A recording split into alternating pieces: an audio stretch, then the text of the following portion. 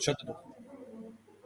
Hey everyone, welcome to Business Insider. This is a special broadcast right after the budget speech. We heard Finance Minister Nirmala Sitharaman speak about all that has happened in the last 1 year and what she plans to do, not just in the next 1 year, but we heard some vision for the next 25 years as well. While that might be exciting, details are important in the budget, and that is why we have a bunch of experts who've joined us right now on Business Insider. And these are not all. There are more going to be coming in the next couple of hours. We're going to be constantly live and explaining to you everything that matters, not just to you, to a larger set of the population, and making sense of the budget without using jargon, making economics fun, and making sense of everything that she has said in the simplest possible way. We promised you the simplest account budget 2022, and here we are for that. This is Sriram Iyer on behalf of Business Insider. Thank you everyone for joining us. Let's present our first set of guests. Please join me in welcoming Russell Gaitonde, Debashish Biswas, and Shuchi Ray. All three are partners at Deloitte. We also have Dilshad Bilimuria, managing director at Dilsa Consultants. She will be speaking about personal finance related stuff and how things affect your life. Your How do you plan for the next 1 year or more? And then we also have our Venkat Raman, a veteran in the Indian stock markets, co-founder of India Infoline, and the managing director there right now. Thank you, ladies and gentlemen, for being here with us on Business Insider, the go-to Thank you. platform for digital native young Indians who are otherwise watching Netflix and Instagram. For a moment, we try to get them interested in economics and understand the world around them because it matters to them whether they know it or not. So let me start with Dilshad. First, you. Uh, what I is should. the because personal tax is always the most searched item right after the budget speech. Please tell us. There are some changes. We wanted an increase in standard deduction that doesn't seem to have come. There are no changes to the income tax slabs. There is a tax on crypto investments. Whoever has made. I will throw the stage open to you to start off with that. Thanks for having me, Shriram. So yes, definitely, it's not a budget for the middleman. It's more, reforms budget for the rural sector, and a futurist budget because there's a lot of technology, there's a lot of digital that they're trying to imbibe. And coming to the direct taxation, there is absolutely no change, like you mentioned. However, the surcharge on capital gains has been rationalized, and this is both for equity and property. So the super have benefited to that extent. The introduction of the digital currency, which is part of now going to be part of RBI. Of course, we need to acknowledge that crypto is the way forward. And of course, there is going to be a tax at 30% on this with the 1% TDS on the same. So, the government is giving and taking at the same time. So I think on the personal finance front, besides the taxation and the introduction of technology, there's really not much else that I could add. I'm going to ask what is going to sound like a dumb question, but I'm sure a lot of people are thinking. But I will go ahead and ask it anyway. Dilshad, if digital assets are taxable at 30%, and the same year you're going to introduce digital rupee, so if I were to trade digital rupee for digital dollar, which is also backed by the central bank, there is the profit taxable at 30%, or how will it work?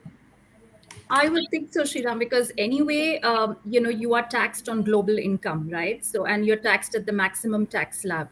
So, definitely, I think the tax would be applicable, but definitely we need to read more to understand. Because right now, if I were to buy dollars for rupee, uh, what is the tax I'm paying if I make a profit? So there is a TCS tax that has to be paid, but outside of that, obviously you're paying. You're buying the dollars out of your taxed income, right? Which is anyway taxed as per your marginal tax slab. So that would anyway continue. So you could be.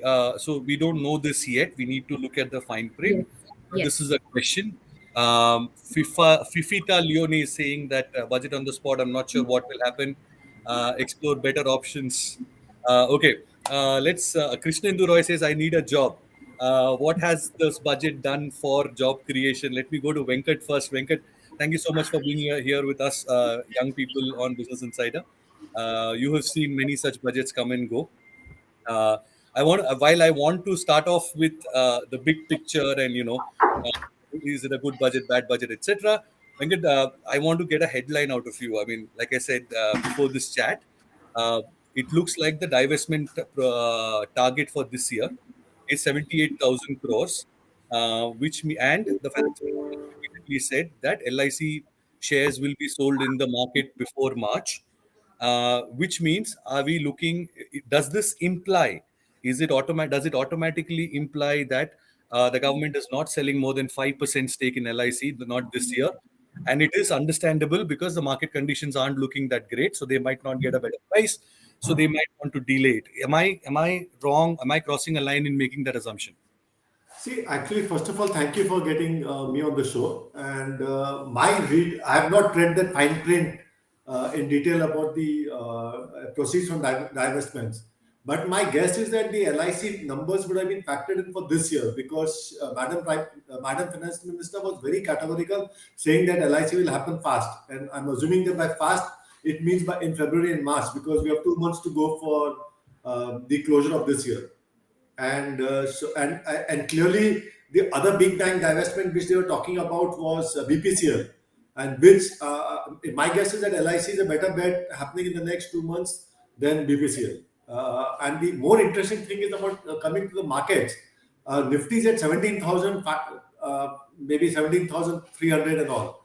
So you cannot say that this is a bad market because we are the peak of the Nifty was 18,000 odd, and we are just 8-9% off the peak. And so market conditions are still sanguine. So I don't think I can comment saying that okay, market condition is bad and that's why she's not going to divest more than 5%. So and plus, SEBI guidelines are very clear that minimum float for getting listed is 10%. So my guess is that she's just keeping LIC for this year and maybe some other divestment for next year. But 10% stake at 70,000 crores odd will be too less a price, right? 7 lakh crore market cap, which I think is a decent number. Maybe I've not looked at the LIC numbers very So clearly. I saw some estimates which said that if 10% stake were to be sold, then it would fetch the government 1.5 lakh crore. 5% would fetch it 70,000 odd So crores. my guess is that just put a big number aside. So Hmm. 70,000 means 7 lakh crores plus minus. So 7 Hmm. lakh crores is a good number, but obviously LIC is a very prized asset. It's a jewel on the crown. The largest insurance company, one of maybe the largest life insurance markets in the world. So definitely it commands a premium. But the point I'm trying to make is, I think it's. I all I want to say is that you cannot comment as a bad market. Hence, she's not divesting. That's the limited point I'm saying. Okay. So the market conditions are not nothing to be wary of. But what is happening with the bank stocks, Venkat? Will you be able to explain to us why did they start selling off in the middle of the speech? Okay, I would say that there maybe first of all the broader market has corrected after the speech, not during the speech, Hmm. and that has primarily happened because of bond yields have gone up. Because when she started speaking, I think the 10-year was 6.6 or 6.7, and by the time she finished, and some more time later, it was 6.8, 6.9. So my guess is that the market is now bond markets are worried about how this entire the budget mathematics of resources are going to piece in together. This is And a coming, This is a so lot. the, I want to take a moment before you continue, just to explain because we young people don't understand bond markets, and it just numbs our skull hearing people talk about it. The simple point for those of you watching this is Venkat is saying that the bond market, which is basically people who lend money to our government, they are saying that it's not how you have laid out such big plans. Where are you going to find the money? Which means you're going to borrow more money, which means the value of the loan, your debt is going to be lesser. Someone who borrows more and more and more, people tend to give him less as the increasing borrowing increases. So that's what the bond market is essentially asking. Where are you going to find the money? If you're going to come to me, then obviously I'm going to charge you more interest rates. Venkat, is that a correct explanation? yeah, that's a very good explanation. But since you're talking about the millennials, I'll give a very simple example. Uh, Millennials, I'm assuming you have bank accounts. When you put money in a fixed deposit in a bank account, you earn interest. just think about that interest. State Bank of India 1 year interest is now roughly 4.8%. If you go back to 3 years ago, it was 6%. So as total supply of money in the economy shrinks, interest rates tend to go up, and so that is what people are worried, because the government is going to borrow so much, so interest rates will go up. Yes, interest rates will go up, which is good for depositors, not so good for borrowers. Yes, but one So, more thing I want to say about the interest rate. See, actually, I'm sorry to cut you in, Sriram, my bad. What I want to tell you that there's no one single reason for anything, because interest rates are going up across the globe, not only in India. Because if you see America, which is the big daddy of all uh, uh, the world, their yes. interest rates have started going up, and their Fed Reserve chairman is saying that I will increase uh, interest rates 4 times a year, 5 times a year. So I think inflation is a bigger concern across the globe. And exactly 2 years ago, if you remember, crude had become negative from minus $30 a barrel. Now it's become $80 a barrel and inching to $100 a barrel. So effectively, inflation is going up. Then inflation goes up, interest rates go up. So, so why bond yield has gone up from 6.5 to 6.8 in 30 minutes? Maybe to do with the knee-jerk reaction of the government borrowing program, but more or less interest rates will rise is a given. Okay, anything? Pranav Shinde is asking if there is anything related to encouraging green energy production and consumption perspective. Is it beneficial for startups in this specific sector? Pranav, your quick answer is yes, no, and yes. But we will get into the details because details matter. So stay with us for a minute. Let me take it to our partners from Deloitte. It took a little bit of time coming to you, Russell, Shuchi, and Devashish, because ghar ki baat hai, thoda adjust. So let's talk about what's happening, because I want to take that thread that Venkat left us with, which is inflation. And pretty much all the pre-budget conversations that we had here on Business Insider was warning about this exact same thing. Today, finance minister had to tell us that inflation is a problem, and it is a problem that we are aware of, and we are here to help you deal with it.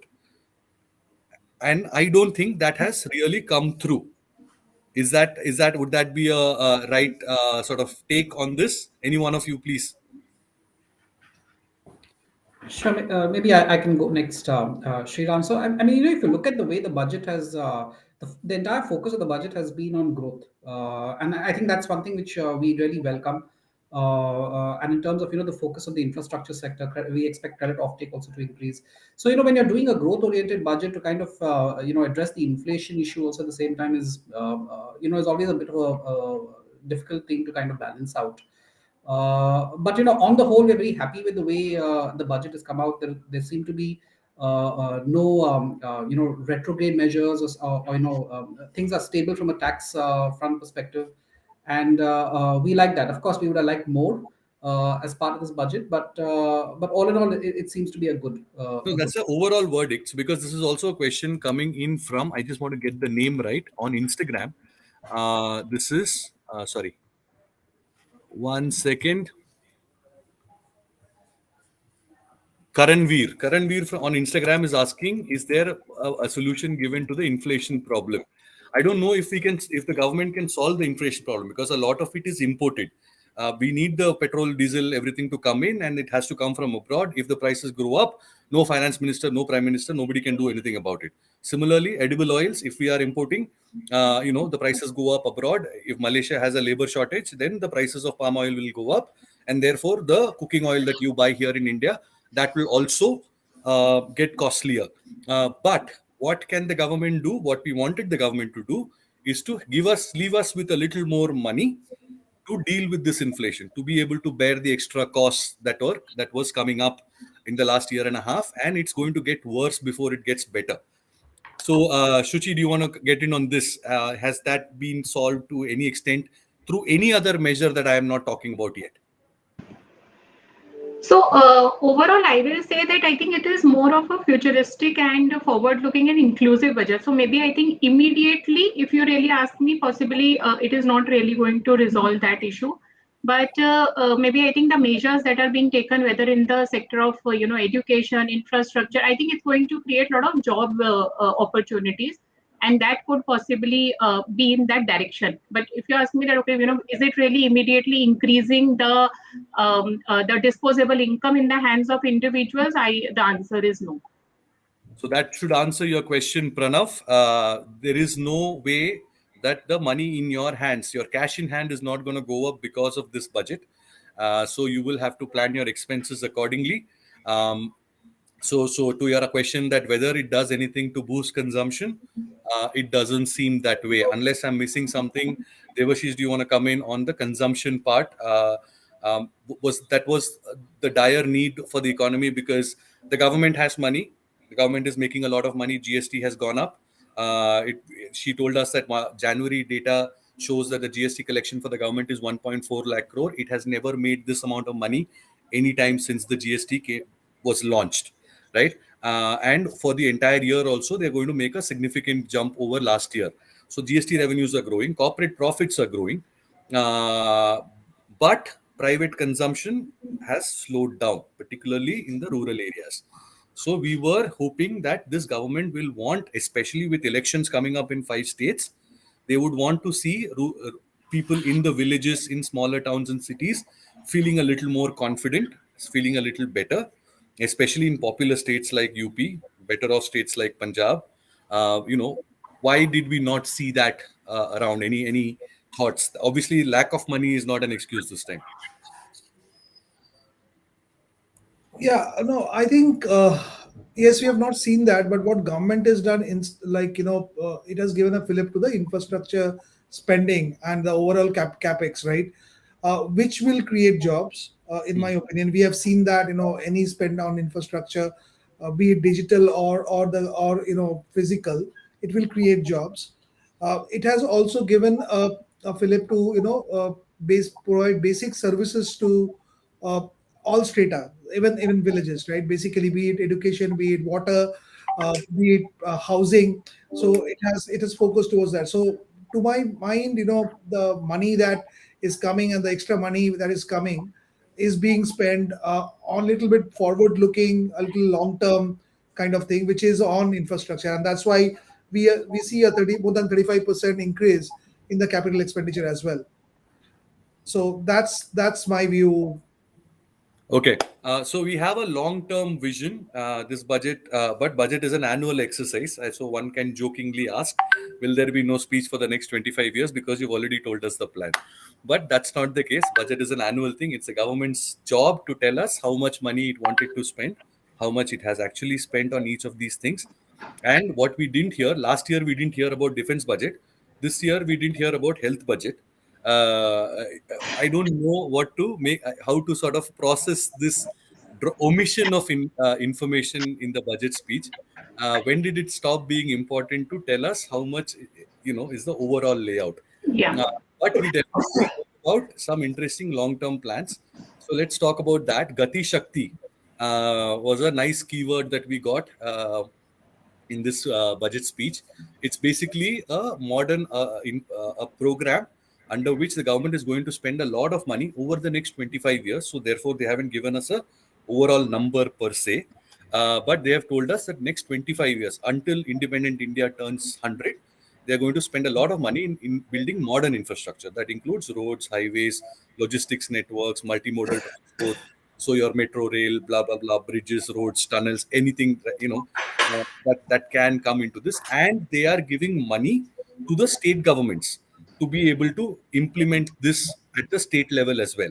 Projects that are controlled by the state government. So this year, that 1 lakh crore figure that the finance minister sort of emphatically announced with a little bit of pause, repeating the previous line, nice build up she gave for that 1 lakh crore to be given to states.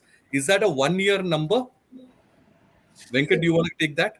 Is that Actually, I think let me try to explain. Hmm. See, what has happened is that the Prime Minister, I forgot the PM Gati Shakti Yojana. Huh. So the keyword was the PM also part before that, because she spoke at length about it.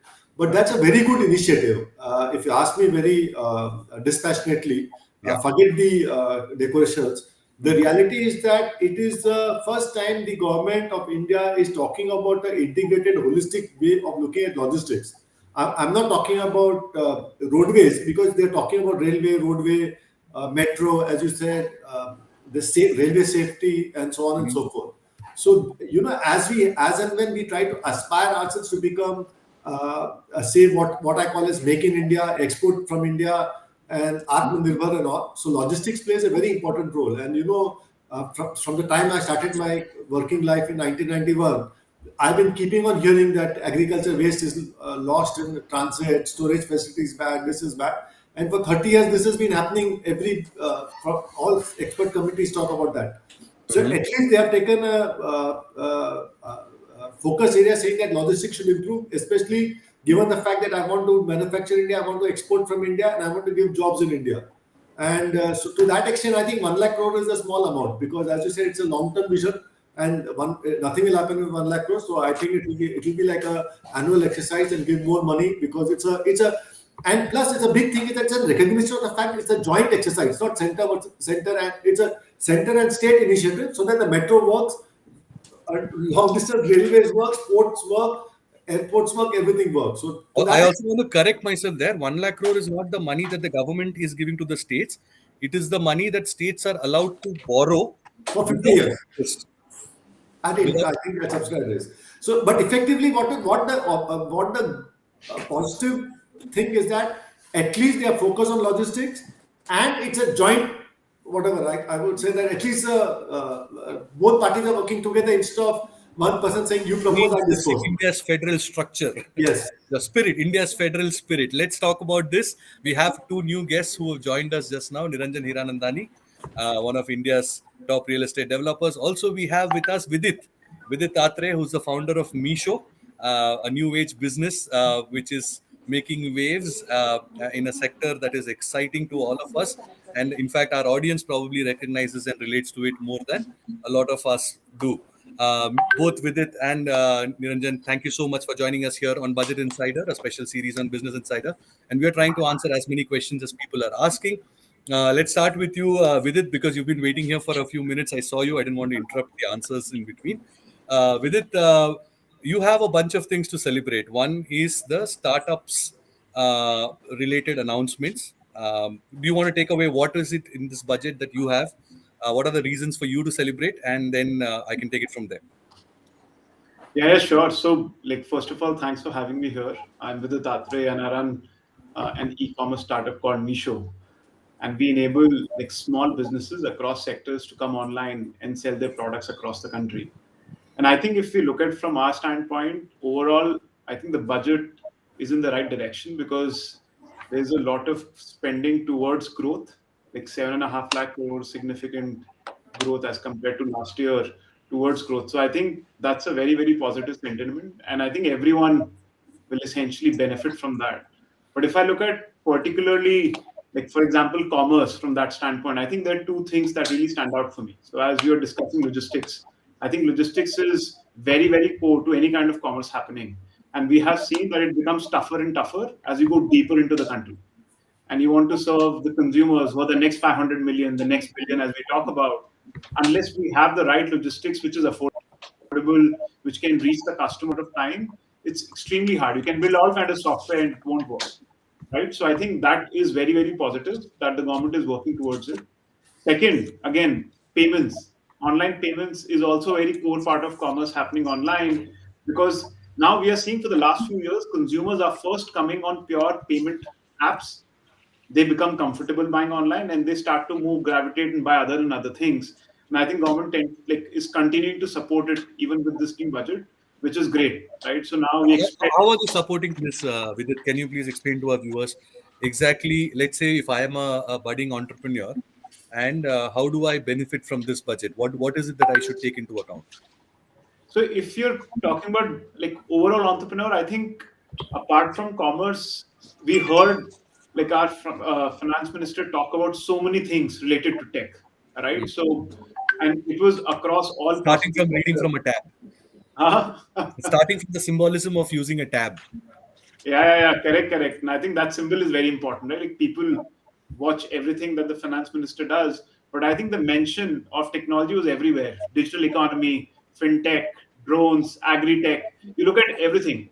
So basically, end-to-end supply chains, like grocery going online is a big thing. I think agri-tech is kind of solving for that, and government support is again going to help quite a lot. So if you see, government is trying to do a lot to boost all possible tech sectors, and I believe that's going to help. Another thing again, which is But it very has very not thrown important. any money at you. There is no allocation per se. This is mostly sort of allowing ITIs to become training centers for drone operators. You also have but they have given a tax rebate for startups, essentially startups that are less than 10 years old. You had a 3-year tax rebate, zero tax for 3 years on your profits, whoever is making one. I don't know if Misho is profitable yet. Do you have a surprise for us? No, I think government is extended by a year again, and I don't know A if it year, will but happen yet. are you very getting from it? If you're profitable, then No, no, maybe I you don't are. think we will. You I won't. don't Okay. think we will, and I don't think most of the startups do. But the Yeah. good thing is, imagine like the startups that are not capitalized by VCs, etc. There it matters a lot more, right? Because there the crunch of capital is a lot more, and if they are getting benefits of it, that's the real pool that you need to benefit right now. The companies are able to access capital markets. I don't know if it's the best use of money, so I think it's the right intent to go ahead. I Nice. also see, like for example, the finance minister said that they want to figure out a way to grow VC investments in India, and they will like create some sort of body to figure out what do we need to do it. So I think some of these things will get clear over the year, but it's in the right direction. More capital means more companies will come up, more ideas will be funded, and you will see that we'll be able to kind of come up with like 100x more ideas and so on. Okay, so we'll come back to that because there is also an emergency credit scheme which has been extended and made bigger, etc. We will come back to that. Niranjan Hiranandani, thank you so much for being here with us today. Thank you. People are asked, from a real estate developer's point of view, from someone who employs a lot of construction employees, an employment generator for low skilled laborers as well. What is in this budget? Do you think it will finally, because last year we saw that a lot of homes were sold but not at the same price, so there was a little bit of price correction even in that recovery that we saw in the last 3-4 months. So is there what's going to happen to home prices and home sales post this budget? So there are two parts to this entire story. The story part, number one is that they have extended the Pradhan Mantri Awas Yojana, and 80 lakh beneficiaries are really going to get about it. And 48,000 crores in this segment has definitely been allocated. So I think there's a huge push in that segment. That's point number one, which is positive. The point where we are lacking is the fact that we were expecting that the home loan segment, the amount of 2 lakhs is quite low. More than 10 years, 15 years ago, it was fixed. We were expecting that with inflation being what it is, this would take place. And also that in the case of the limits for the purposes of flats, the price is 45 lakhs at the upper limit. So a large number of apartments in the urban sector are not being covered under this beneficial scheme. So a lot of middle class and other people who have bought apartments, buying apartments, are not able to get the benefit of that. So we thought that those would be covered. The positive part again is the fact that they're talking about ease of doing business. Once again, a lot is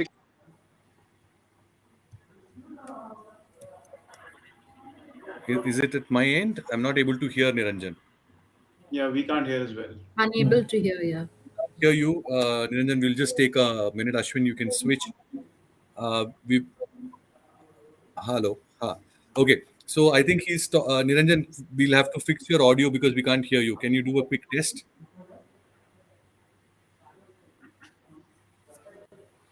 We certainly lost you in the middle. Okay. Let's talk about. We will come back to him as soon as his audio is better. Ashwin, maybe you can take him offline and check it once. Before that, let me answer. Let me get a question from Ganesh Maurya, who's asking on YouTube. I am excited about the digital rupee project. Will it help money reach the right hands? Who wants to take this? Hi, this is Russell. Maybe I can try answering that question. So this is certainly a big welcome move. I think it was in the offing, and Certainly, given that this will be now fully backed by the government of India and the Reserve Bank, so the security level goes up. It also helps in terms of getting, if subsidies have to be paid out into the hands of the common man. This mechanism can be used to see to it that through digital rupee, the money is put quickly into the hands of the right people. So certainly a good move on the part of the government. Okay. Mr. Hirandani, is he audible now? Okay, he's dropped off. We'll come back to it in just a minute. Let's talk about some topics that are very close to our hearts here at Business Insider: climate change, green energy, electric vehicles. Who wants to go first on this? Can Ray put your hands up? I'll be more than happy to sort of pop a question. What have we heard so far in this budget on the? We heard a production linked incentive, the promise of a production linked incentive for the solar sector. Do you want to go, Devashish, on this, or Shuchi? Anyone? Yeah, maybe Devashish can go and I can add. Yeah. Yeah, so the solar power, I think there is an ambitious goal of around 280 gigawatt power, right? So, and also and it is featuring in multiple programs. Like if I give the example of smart cities mission, for example, 10% has to be renewable. So though that has been percolated to multiple things. So there is a production linked incentive which will help, which will bring down the cost. We hope that will be one. Secondly, obviously, it will help in the CO2 reductions as well. And Equal sum. Nice. so Come on. Hello. Okay, Devashish, please finish your answer. We'll go to Niranjan. I think his audio has been fixed. Just finish your thoughts, please. yeah, so that's one part. But I'm also, the focus on EV will also help, right? That's the other part which was mentioned, especially the battery swapping, the kind of regulatory, or the policies which is coming in there will be a big boost for the EVs. Okay. Sunil Salunke from Instagram is asking, what is the budget for the armed forces? I think right now I have the number for the entire defense budget, which is a little over 5,25,000 crores, which is a 10% increase from last year. If you were following Business Insider over the last few weeks, we told you that the increase in the defense budget is only going to be a nominal one this year. And particularly, some experts told us that any increase will likely will happen. Any increased spending will happen in for the Indian Navy for buying submarines and thereabouts, because protecting the Indian Ocean against any possible Chinese incursion is important. With that thought, Niranjan, we'll come back to you for you to finish your thought on what's in it for real estate developers as well as home buyers. And you were telling us that the Pradhan Mantri Awas Yojana has been expanded, has been extended, and 48,000 crores more has been allocated in this budget, which is a good So thing. the interest benefit which is there of 3% for the under the scheme will continue to be, which is quite high for a period of 15 years. But it's really not being applicable to cities like Mumbai, Delhi, Bangalore. Their prices do not fit into the scheme, and hence we were hoping and expecting that this the price in the scheme would, as per escalation which is happening, would be extended to this, and the size of the tenements would become the issue and not the price cap which was there. So I think that's a major issue which is really being not addressed at this point of time. But I think overall, real estate has, except for this particular scheme of the government, we are not seeing any other benefits which have come to it. And though we were having many expectations in terms of the changes that would take place in this sector. But overall, the states had given some benefits, like Maharashtra had given the stamp duty and other benefits. We were hoping that some other benefit would come into the home sector in terms of deduction, but that's not really happened at this point of time. Also, the rental housing scheme was expected. The housing department had put up a special scheme under the rental housing, and there was supposed to be some of the representations done, which indicated to us from the housing department that some scheme would come out over here for creating rental housing stock again into the marketplace, because that's a deficiency which has remained for the last 30, 40 years. Not enough rental housing schemes being done. especially in terms of the services segment of the economy. So I think we are challenged over there. But overall, because investments has increased, and hopefully we will, because of the increase in demand in the market, overall investments being increased, and you can see the GST collection having gone up, the positive effect in the employment would take place, but not directly into the real estate sector. Okay, so you're saying that there is some impetus for the larger, broader economy, and therefore people might find jobs and make some money and eventually be able to buy houses, and that could be a few years down the line. The kind of support that the real estate segment wanted from the government immediately at this moment, that has not come through. Purlav Arora is asking, opposition is calling it a zero-sum budget, quoting nothing for the middle class, poor or MSMEs. What's your view on this? I think Purlav, this is sort of what our experts are also saying here, except that, so we agree with you on the nothing in it for the middle class. There is no extra support. No, There is, I will want to tell one thing on what Pullav is writing hmm, is that I think the budget also is required to be seen more holistically.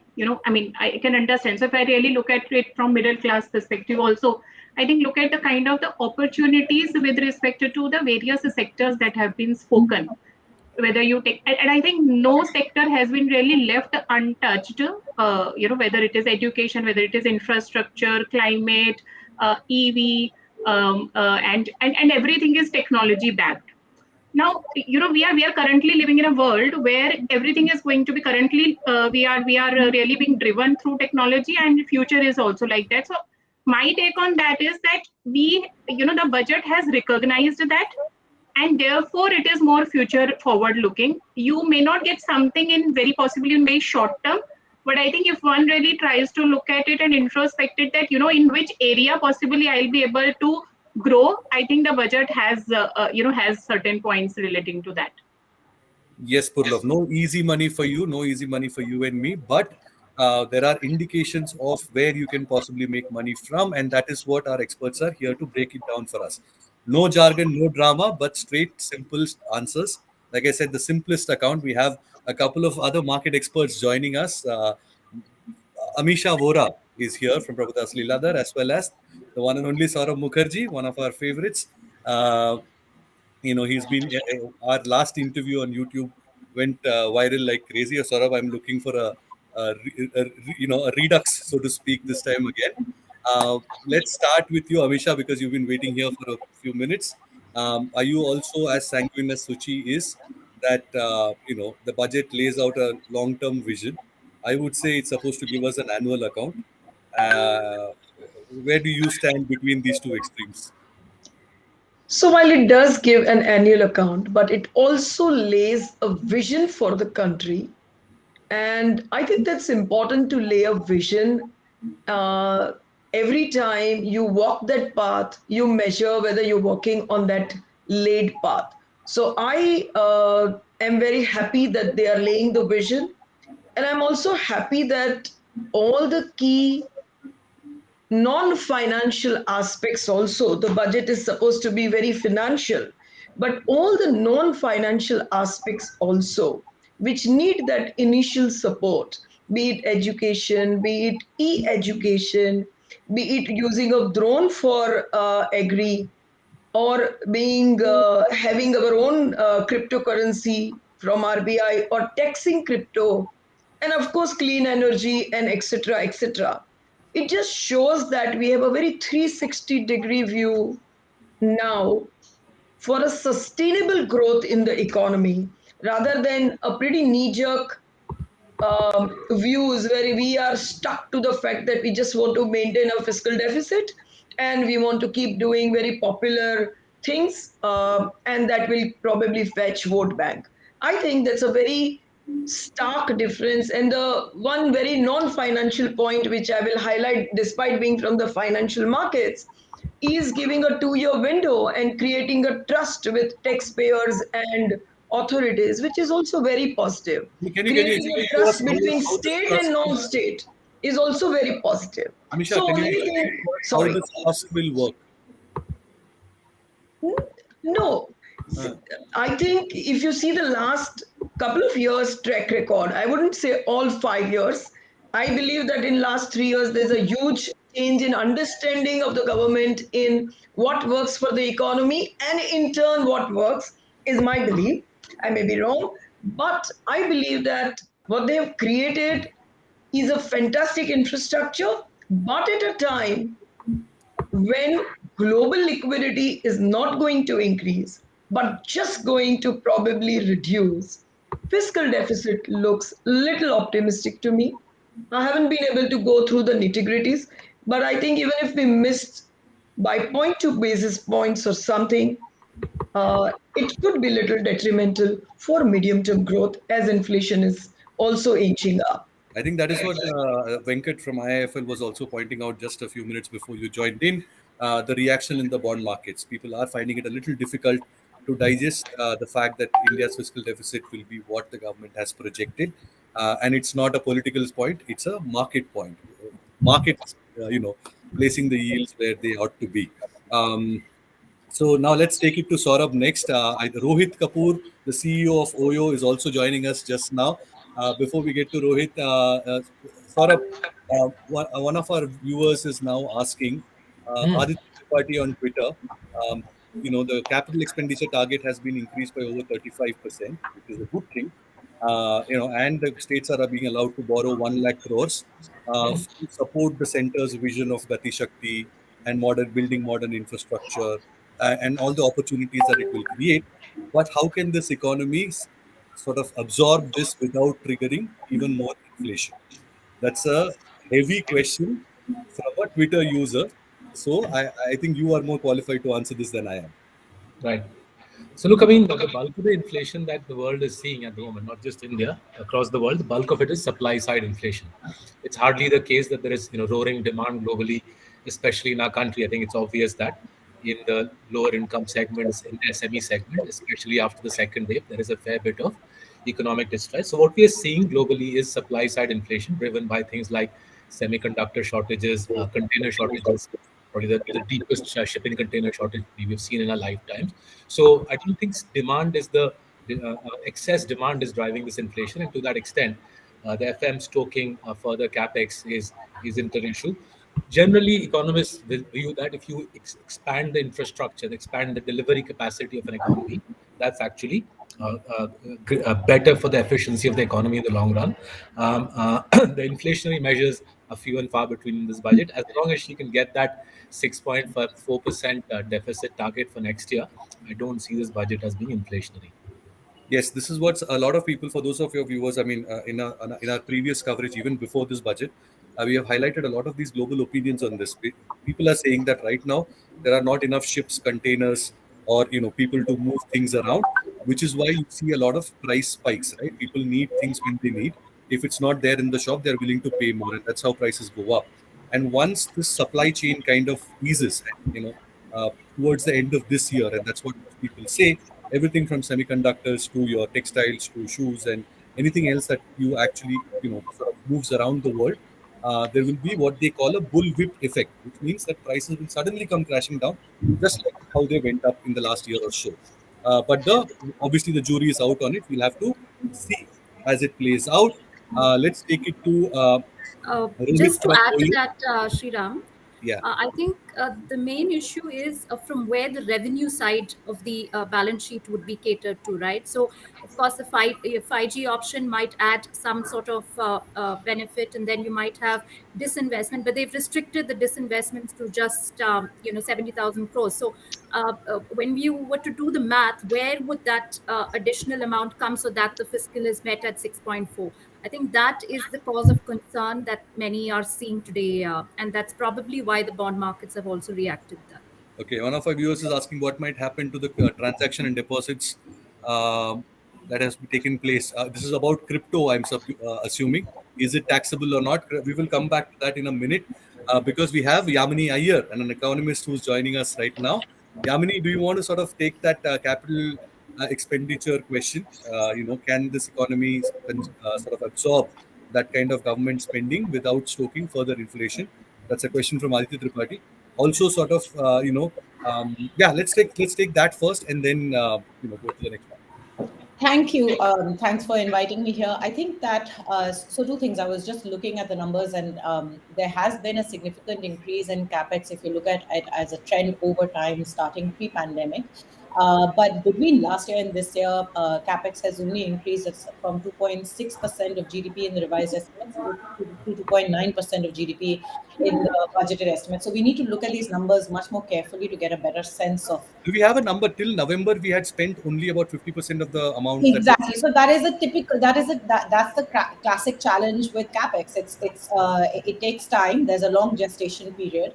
There are significant implementation challenges that you need to confront. Many reforms were announced last year in the budget. They remain in process, and the finance minister mentioned these, the bad bank, etc. In the course of a speech, but the actual fruits of that are still not visible, and it will take some time.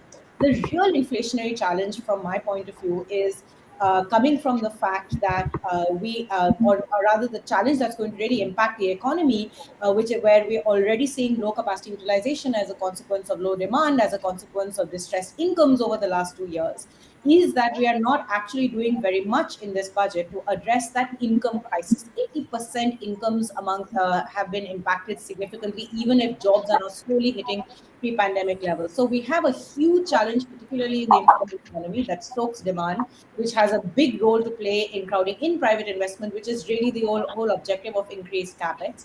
And absent that kind of investment, we are really, I think, going to be in fairly serious trouble. If you look at the numbers on all those aspects of the economy that invest in human capital, and in safety nets for people who have been badly affected by 2 years of the pandemic, you'll find that there have been budget cuts across the board. So, yes, there are worries with capex, but it's going to take a long time to fructify. By then, we might be in a very different kind of economy, and I don't think this budget addresses the immediate crises that we confront. Okay, immediate crisis has not been addressed, and somebody who is in an immediate crisis, if I can say so, Rohit, the CEO of Oyo Rooms is here with us. If you're able to hear me, Rohit, okay, I don't think he's able to hear us. We'll go back to Rohit in just a minute. We also have Govindraj Yetiraj, senior in our profession, and an expert in his own right, joining us in just right now. But let me take this to, before I go to him, I want to go back to Saurabh for a minute on the points that Yamini just made. Because even before this budget, a lot of market experts were also saying that for the overall health of the market, consumption has to come back. And Saurabh is somebody who is heavily invested in a lot of consumer stocks. He's been a long-term bull of people in India getting richer and being able to spend more on cool things. So Saurabh, is that going to be a problem, for the markets, for So particular look, I this mean, over the last 30 years, there's sort of two delusions that have held our country back. So obviously, the government's delusion, and this has been true for many administrations in our country. The government's delusion has been that they can create jobs, and the delusion of the whole is that the government can create jobs. Right? It's a double delusion, which is sort of fed this crazy perception that the government has some jobs on tap. It's not going to happen. I think Yamini is absolutely right. There's clearly evident distress caused by COVID, and that's not just true in India. Globally, if you've been hammered by multiple waves of COVID, you have evident distress. As we deal with the crisis from a medical perspective, from a vaccination perspective, as the virus loses its potency, we will see some of that pressure abate. Okay, so are you saying this? So if I am sort of an investor in the consumer sector specifically, should I be relooking at my investments and saying that, well, I don't think Marico is going to sell more parachute, any more than what it is right now, That's or right. It'll take time. It'll take time for low-income consumers. So I think you're absolutely right. Every FMCG company has said in the last 6 months that value growth in rural India has gone negative. It's understandable. We've had a brutal 2 years for rural India. Two-wheeler consumption's hammered as well. NREG uptake is on the rise. The government will do what it can through NREG and PM Kisan, perhaps PM Abbas as well. But fundamentally, it'll take time for low-income consumption and for SME consumption to come back. We have to be there's a reason why it's called the trickle down effect. It literally trickles down. Yeah, it takes time. While the benefits trickle down, inflation hits you like a baseball bat. And that's what we've seen in India over the last year or so. Rural wages took a dive, and if you've been following it, I would advise those of you who are interested in charts, etc., to visit our Budget Insider page. There are like visual representations of how bad the situation has been in the rural economy, particularly. Rural wages took a nosedive, inflation spiked just at the same time, and therefore people didn't have enough money to spend on essentials. And that is what we are looking at when you look at earnings of companies like HUL, Marico, Britannia. This morning, those of you who were trading and they were and taking Britannia through the roof, it may have come as a little bit of a shocker. But we will come back to specific stock impacts, etc., in just a minute. Let me bring in Govind at this moment. Govind, I don't even think I need to ask you a question. There's so many loose ends here between what Saurabh said and Yamini said, and I'm sure you can pick it up and run with it. Yeah, so let me focus on one thing. So every budget we hear a target for disinvestment. This budget we did not, and that in itself is revealing in many ways. Given that this was a budget which talked about public investment and public participation and almost everything else, and including of course in defense and so on and so forth. So that to me is a bit of a concern. It's almost as if we've given up on trying to set ourselves targets for something, and because knowing that we will fail because we failed in the past. So it also is a matter of concern because as the government gets into doing more things, including public investment, increased capex for public investment, which is good.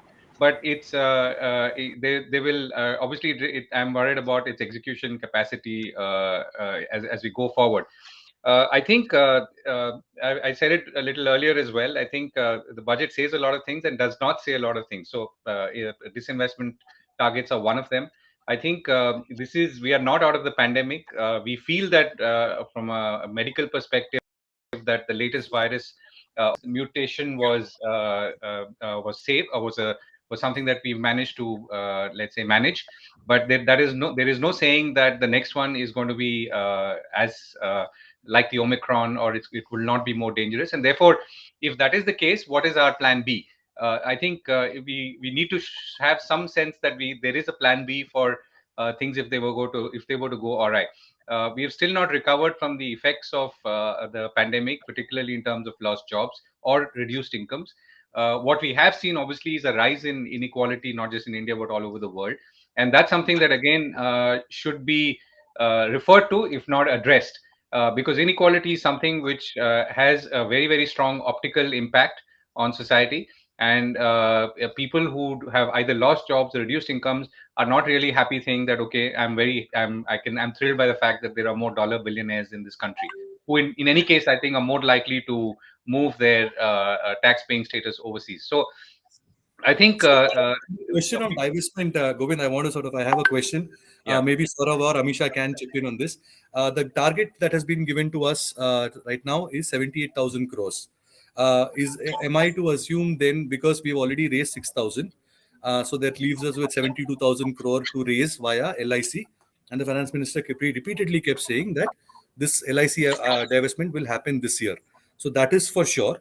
And we know that we are going to raise just about 70 odd thousand crore, which means only 5% stake sale in LIC. Is that the implication? So LIC is a share sale. LIC is not an Air India kind of gut wrenching privatization. I mean, it's not the kind of company that needs to be in a hurry taken out of let's say Yes. government hands. I'm talking about the companies or enterprises which are losing money as my friend Shankar Iyer has calculated 5 crores per hour in the public sector. And to me, that in the context of the fact that this government wants to be in the business of doing business increasingly is worrying. And I'm talking about the signaling. LIC will most probably go through, and that's obviously good from a pure market point of view. No, but I'm saying it will happen, but we were expecting, the question was whether it will be 5% or 10%. And that has an implication also for the amount of cash in the market, right? Because people are looking forward to invest in LIC. And so they're going to some people are keeping their powder dry, that, like they say it in the market, right? Keeping some cash only for LIC, and which means no demand for other stocks, etc., like they say, mal ka demand kam hai in the I market, think right? I think Sriram, from all my years of covering markets, there is always money for good IPOs and good stocks, and LIC is clearly one of them. But the one of the points that IIFL's Venkat just made before you came is that if they were to sell LIC, they have to sell at least 10% because that's what SEBI norms say. Sure. So are you going to sell 10% at 70,000 crore, which would be half of what many parts of the market were estimating? Saurabh, do you want to get in on that, on the valuation of LIC bit?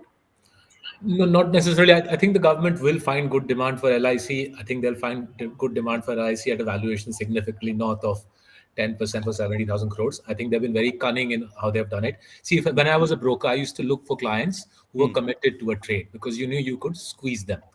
What the government has very cleverly done is not committed to the LIC trade so that they can't be held ransom by the capital markets. And I think that's quite clever.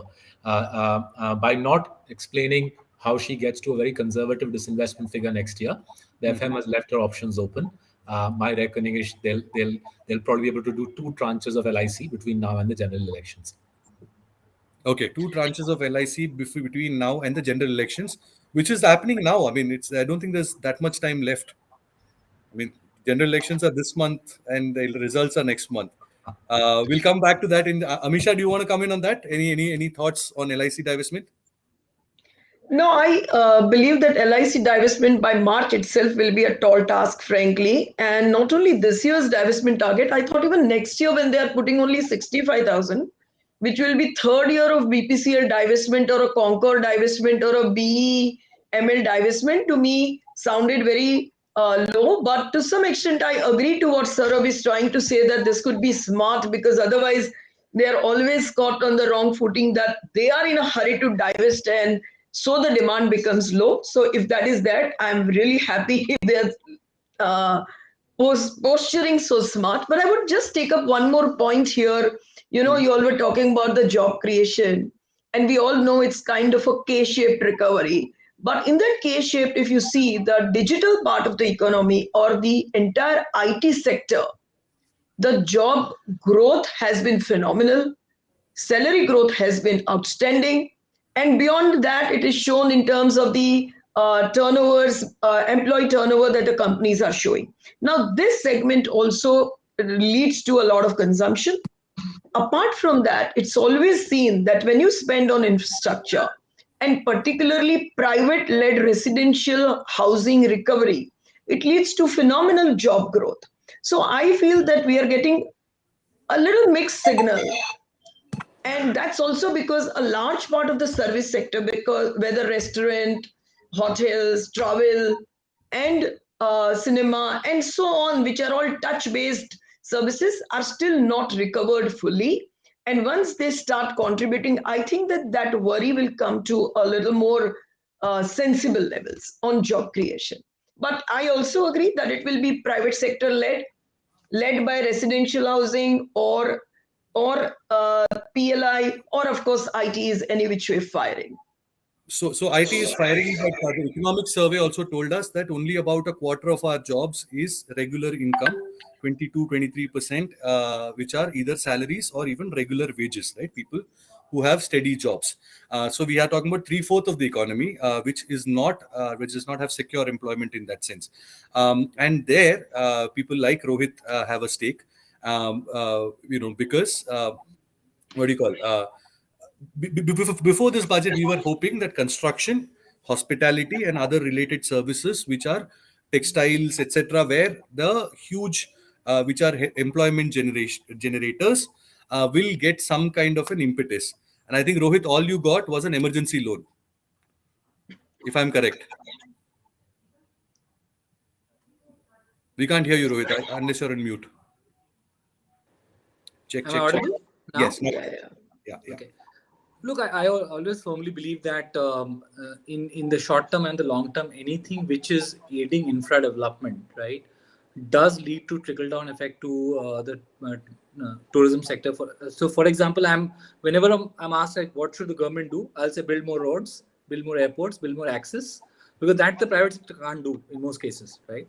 So once that happens, the multiplier effect on the economy and tourism and hospitality is quite significant. So I'm glad that there is a huge uptick and push on capex, and clearly the balance between fiscal deficit and capex, there's a clear choice being taken in this budget, which is good to see.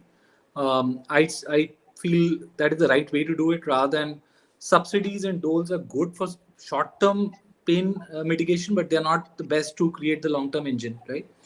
The second thing I'll say is that two things, and which I particularly liked in the budget speech today, is the number of times MSMEs were mentioned and the number of times startups were mentioned, right? It clearly shows that, forget about what just came through the budget, but it shows that startups and MSMEs have become mainstream in terms of both government thinking, execution, and society at large. So that's good to see. So those are two clear highlights of the budget from me. Third is no change in personal taxation. I'm good with that. That's at a personal level. I think we've seen enough surcharges, so this is good to see. Yeah. Okay. Yamini and Saurabh, both of you are rushing to leave, and I don't want to let you go. Please stay on with us for a few more minutes. With so many guests, takes a little bit of time to come back to you again. Let's talk about the hospitality sector. Yamini, if you want to take this up, the kind of pain that is there in that, and could the budget have done a little more? And is there something that I'm missing? Right, aside from, I didn't hear anything more than an extension of the emergency credit guarantee scheme, and a special mention for hospitality. They increased it by 50,000 crores and mentioned hospitality. They didn't say that all 50,000 crores is for hospitality. Was that a correct reading of it? That's what I've understood too. Although we'll have to go back carefully to look at the budget speech to confirm that. But I do think that the recognition that high contact services have taken a significant hit, at least that recognition has been visible in the budget, and that's an important first step. And that, in fact, plays a huge impact on the overall labor market issue. So even before the pandemic, the latest PLFS told us that the bulk of new jobs that were being generated are being generated from agriculture, not from the services industry, which is where our growth came from. CMIE data tells us that this trend has persisted through the pandemic. So the fact that critical services like the hotel industry is doing badly tells you a lot about the overall impact this is having on the labor market, which goes back to, in some ways, where I started off, that we basically have a budget that is being presented for a Amrit Kal of the next 25 years, which is COVID free. But right now we have to deal with the present crisis, which is still not gone away. And in that, I would have liked to see more investment in the National Rural Employment Guarantee, where you have seen elevated demand. 91 lakh households that demanded work have still not received it in this fiscal, yet you see a reduction.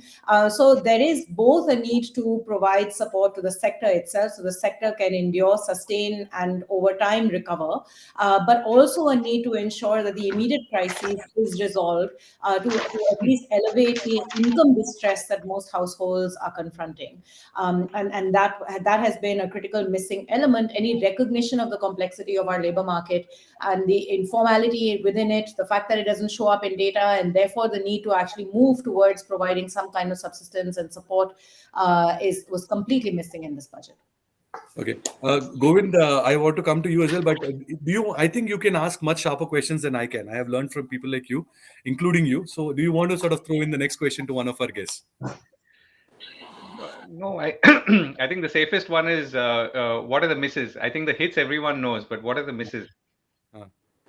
Okay, what are the misses? I'll volunteer a miss and then I'll head off if it's all right. Yes, please. The miss is the public sector banks have been thrown under the truck. There wasn't any mention. I think they've almost been forgotten. I think they will perhaps. Perhaps this is the last time, and I celebrate that as an investor in private sector banks. I hope we'll never have another budget where government will dole out more money to public sector banks. I was just delighted when the expenditure part of the budget ended with no mention of public sector banks. And what about? Let's let one by one everyone go through. I have more questions. So I think I was expecting that the text structure could have been cleared for Indian bond market to be part of the global bond indices, and I think this was very critical at this juncture, and that $8 to $10 billion or more coming into bond markets could have been very important. And I think as of now, looks like it has been missed out. It's not been spoken about. Yamini, for you, Mrs. I think you've Well, spoken a little bit about it I spoke a already. little bit about misses, but let me add two more, and then I'll say add one positive. I think the big misses, apart from the lack of investment in social safety nets to deal with the immediate crisis, is the lack of investment in human capital for the future. That includes education and health. I was surprised to see that the National Health Mission budget remains more or less unchanged. They had announced a new scheme, Pradhan Mantri Atma something. Sorry, I can't remember the exact acronym name, full version of the acronym PMASBY, which has only got 4,000 crores for this year. COVID line item for emergency response has zero investment allocation for this year. So I think health and education, we've had school closures by and large for 2 years. The lack of all that the finance minister had to say is we'll do more televised education. That is no solution to the challenge. So the inability to invest in human capital remains a huge miss. I think the realism around the disinvestment target is a good positive. And I think an Yamini, interesting I just want to you sort of jump in here with a small correction. Unless you were talking about a different number, National Health Mission has gone up from 34,000 crores, a revised estimate, to 37,800 7. crores, I which is mean, not a. Okay, okay. no, This, and by the yeah. way, in last year, the year before, total expenditure was 65% of National Health Mission on non-COVID related health expenditure. So there's already been a huge gap in the provision of health services. So at this point, given that we are a country that spends remarkably little on health as a percentage of GDP, given that we've come out of the most deadly pandemic, we're still partly in it. Really, we don't know what the future holds. More investment in I'm health. with you on that because last year we heard an emphatic emphasis on health budget being doubled, etc. Of course, with a little bit of jugglery, moving things from here to there, Exactly. and then showing the Exactly. health budget to be slightly bigger than what it, Yeah. Yeah. otherwise is Yeah. spoken of. But this time we didn't hear it at all. Yeah. It's still endemic; it's not ended. Just in Exactly. case anyone wants a reminder.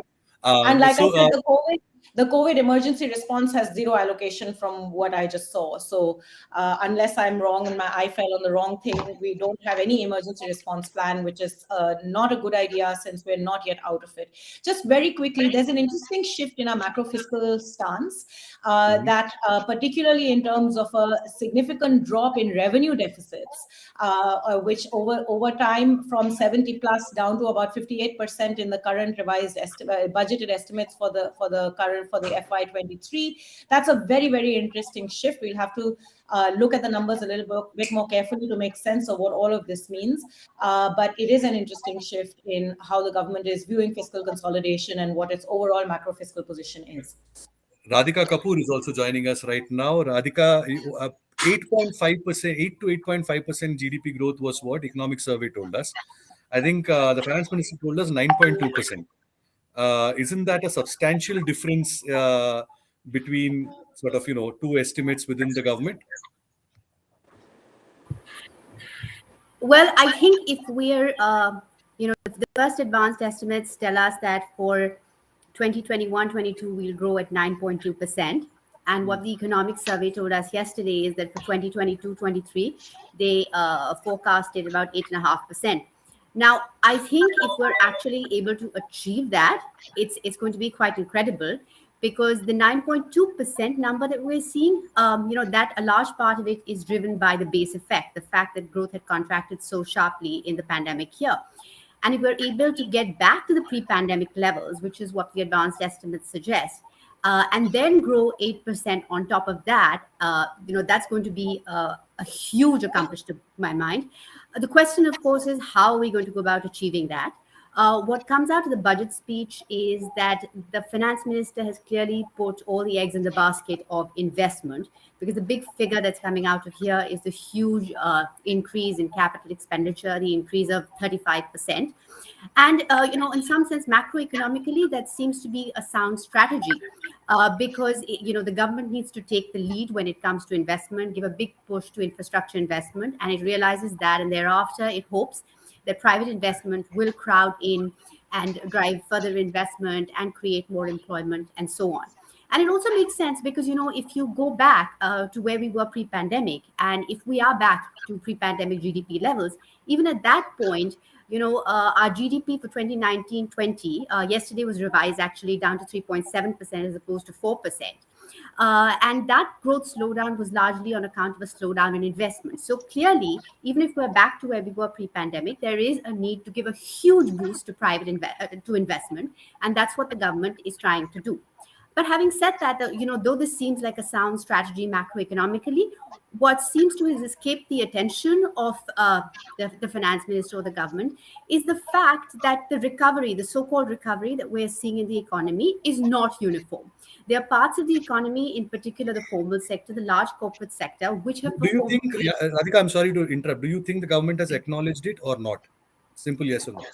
No, I don't think, because if it did acknowledge it, it most certainly would have announced something more substantial for those parts of the economy, be it the small MSMEs, and we can get to discuss what they've announced so far, or those in the informal sector, who have basically borne a disproportionate burden of the crisis, who witnessed job losses, who witnessed substantial income losses, and which is why you have average consumption expenditure per capita, private consumption expenditure in 2021-22 is also 5% lower than what it was in 2019-20. So, the consumption side, the demand side problem doesn't appear to be even addressed. Okay, we will talk about that.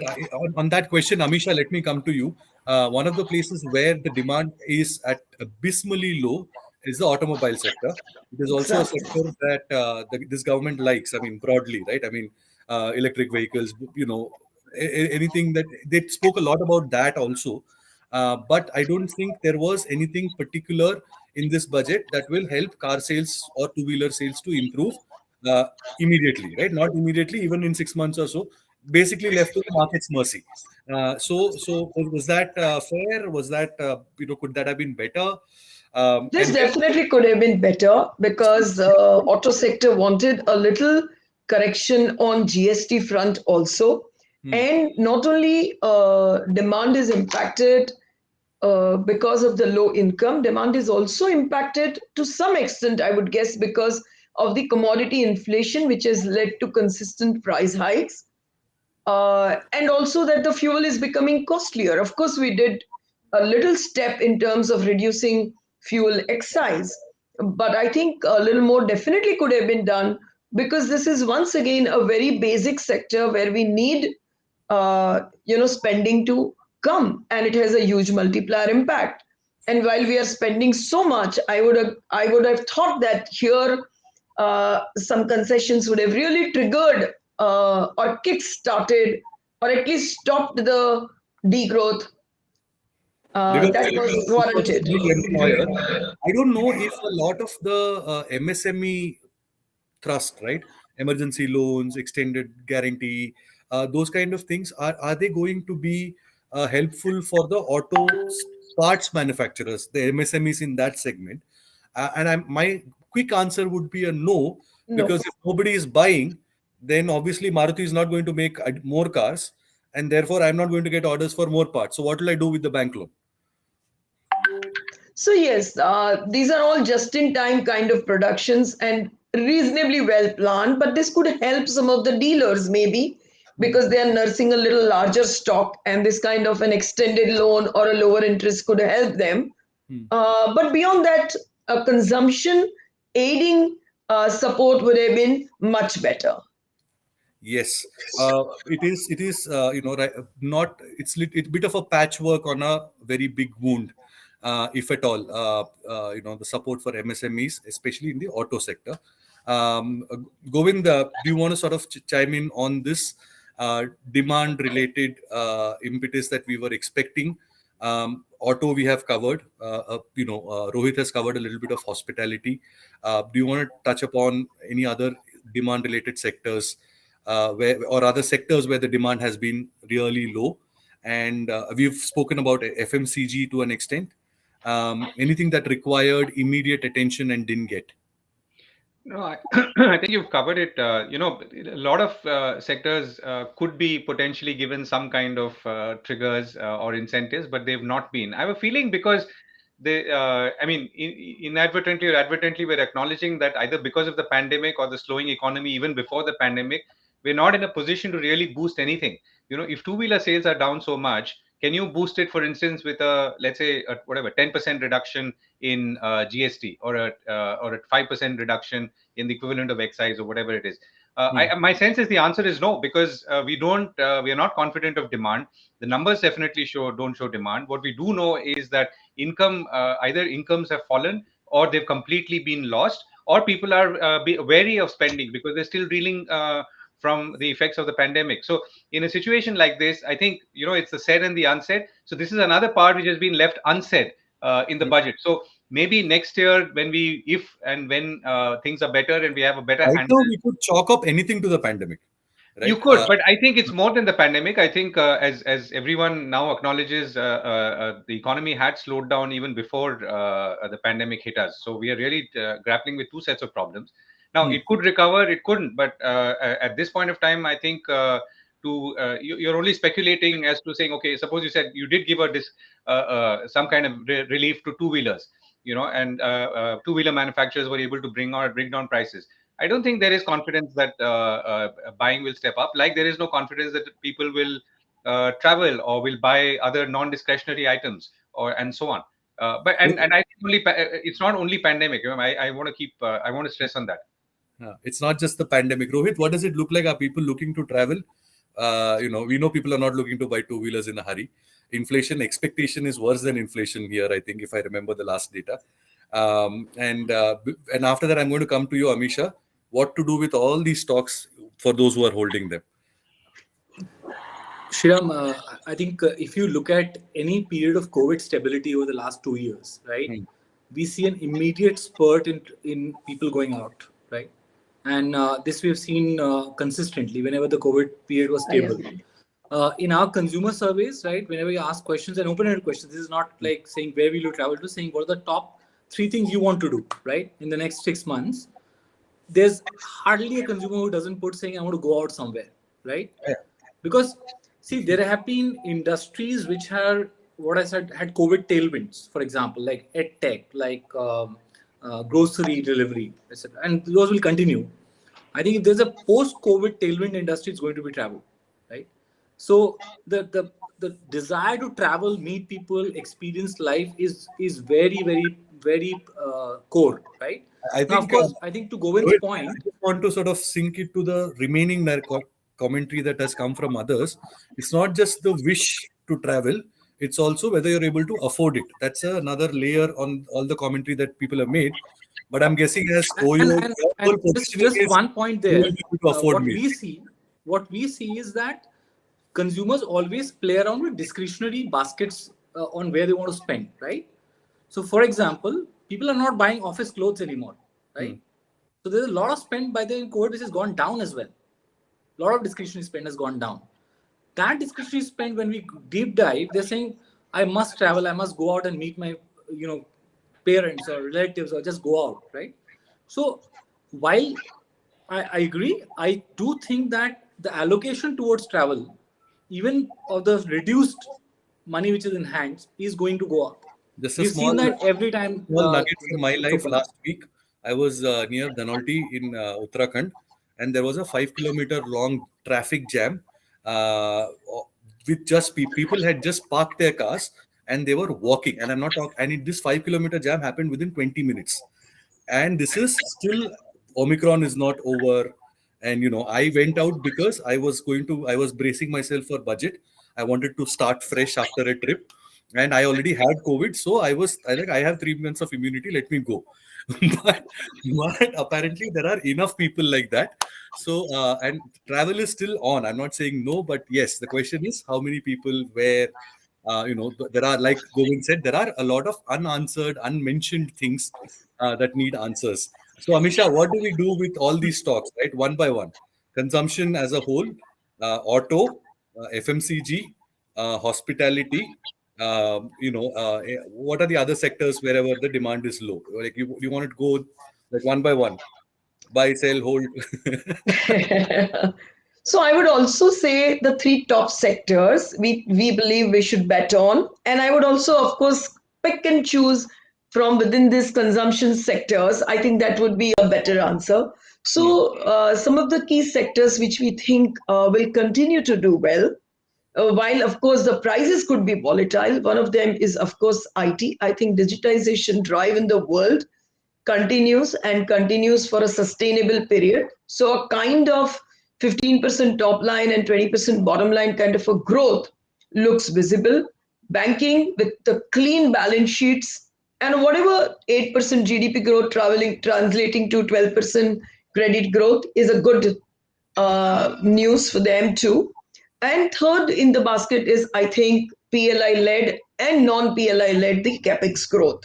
So these three sectors, I guess, continue to be top priority. But within When the you say sectors PLI which are, led, solar stocks are on your radar now. even in the mobile, even in the refrigerator, washing machines, some of these companies, I would guess that the listed and non-listed space, the way they are bracing up to import substitute, would continue to post 50-60% plus kind of a top line growth. Yes, With a good ROI, ROC in the business. But coming back to the consumption side that you are saying, see, a broad consumption theme, but finding the winners within is a two different thing. So those stocks which are still having the dominance within the sector that they are working, like Titan or Jubilant Food, I would still think that they will ride through well because Titan is a little more urban kind of a spending story and having huge, uh, you know, moat for their own business and run. So, like that, within the sectors, also a bit of pick and choose would definitely happen. While even if two-wheeler demand would have been more than rather than -8 +8, I would not have probably gone ahead because I think that the industry is going to get disrupted. We don't know who are the winners, how the things will pan out. I would rather wait and watch and see things are working in the instead of jumping in. So there are many other reasons apart from the broad macro themes which plays a good role in stock selection. Okay, so just again, one more reminder: what are your top three sectors? Private sector or corporate facing banks, capital goods, and IT. Capital goods and IT. None of these are consumer related, not in the immediate term. Eventually, right? So, but are you PSU banks? Have they lost your favor? Like Saurabh also mentioned earlier, the government seems to have forsaken them. Is that a call? So, not really, because I feel not all, but particularly State Bank of India with its very, very, profitable subsidiaries is so attractively valued, and they've always demonstrated whenever there was even asset quality issues in last 5 to 7 years compared to almost all private sector corporate facing banks, their asset quality was much better. So I wouldn't really, push them aside as a public sector banks. There is a value, and I think it will get unlocked as we move ahead, the way it will be for ICICI or an Axis Bank. Okay. So I'm being told that Zerodha's founder Nikhil Kamath is joining us in just a minute. He's going to be live in, and we're looking forward to him. And he's here. Nikhil, welcome to Business Insider. Thank you so much for taking time out. And you're joining from your phone, I suppose. It's going to be a production nightmare editing this video with your face. Unless you can go a little horizontal with your phone, that would be nice. I can. Just give me a second. Okay. So banks, capital goods, and IT are Amisha's calls. Radhika, there was a lot of mention about some new age sectors. A lot of focus on climate change. We heard about. So I am told that there is a paragraph on some. I'm going to read that in a minute. I am having anything exciting. We heard about mental health and trying to sort of create a telehealth services where NIMHANS becomes the nodal agency, and a lot of other uh, agencies can collaborate with that. Similarly, a digital university again, which will have a hub and spoke model of and get the certification of the National Digital University from other. Okay, is there a problem? Can you hear me now? Three. Was there an audio issue?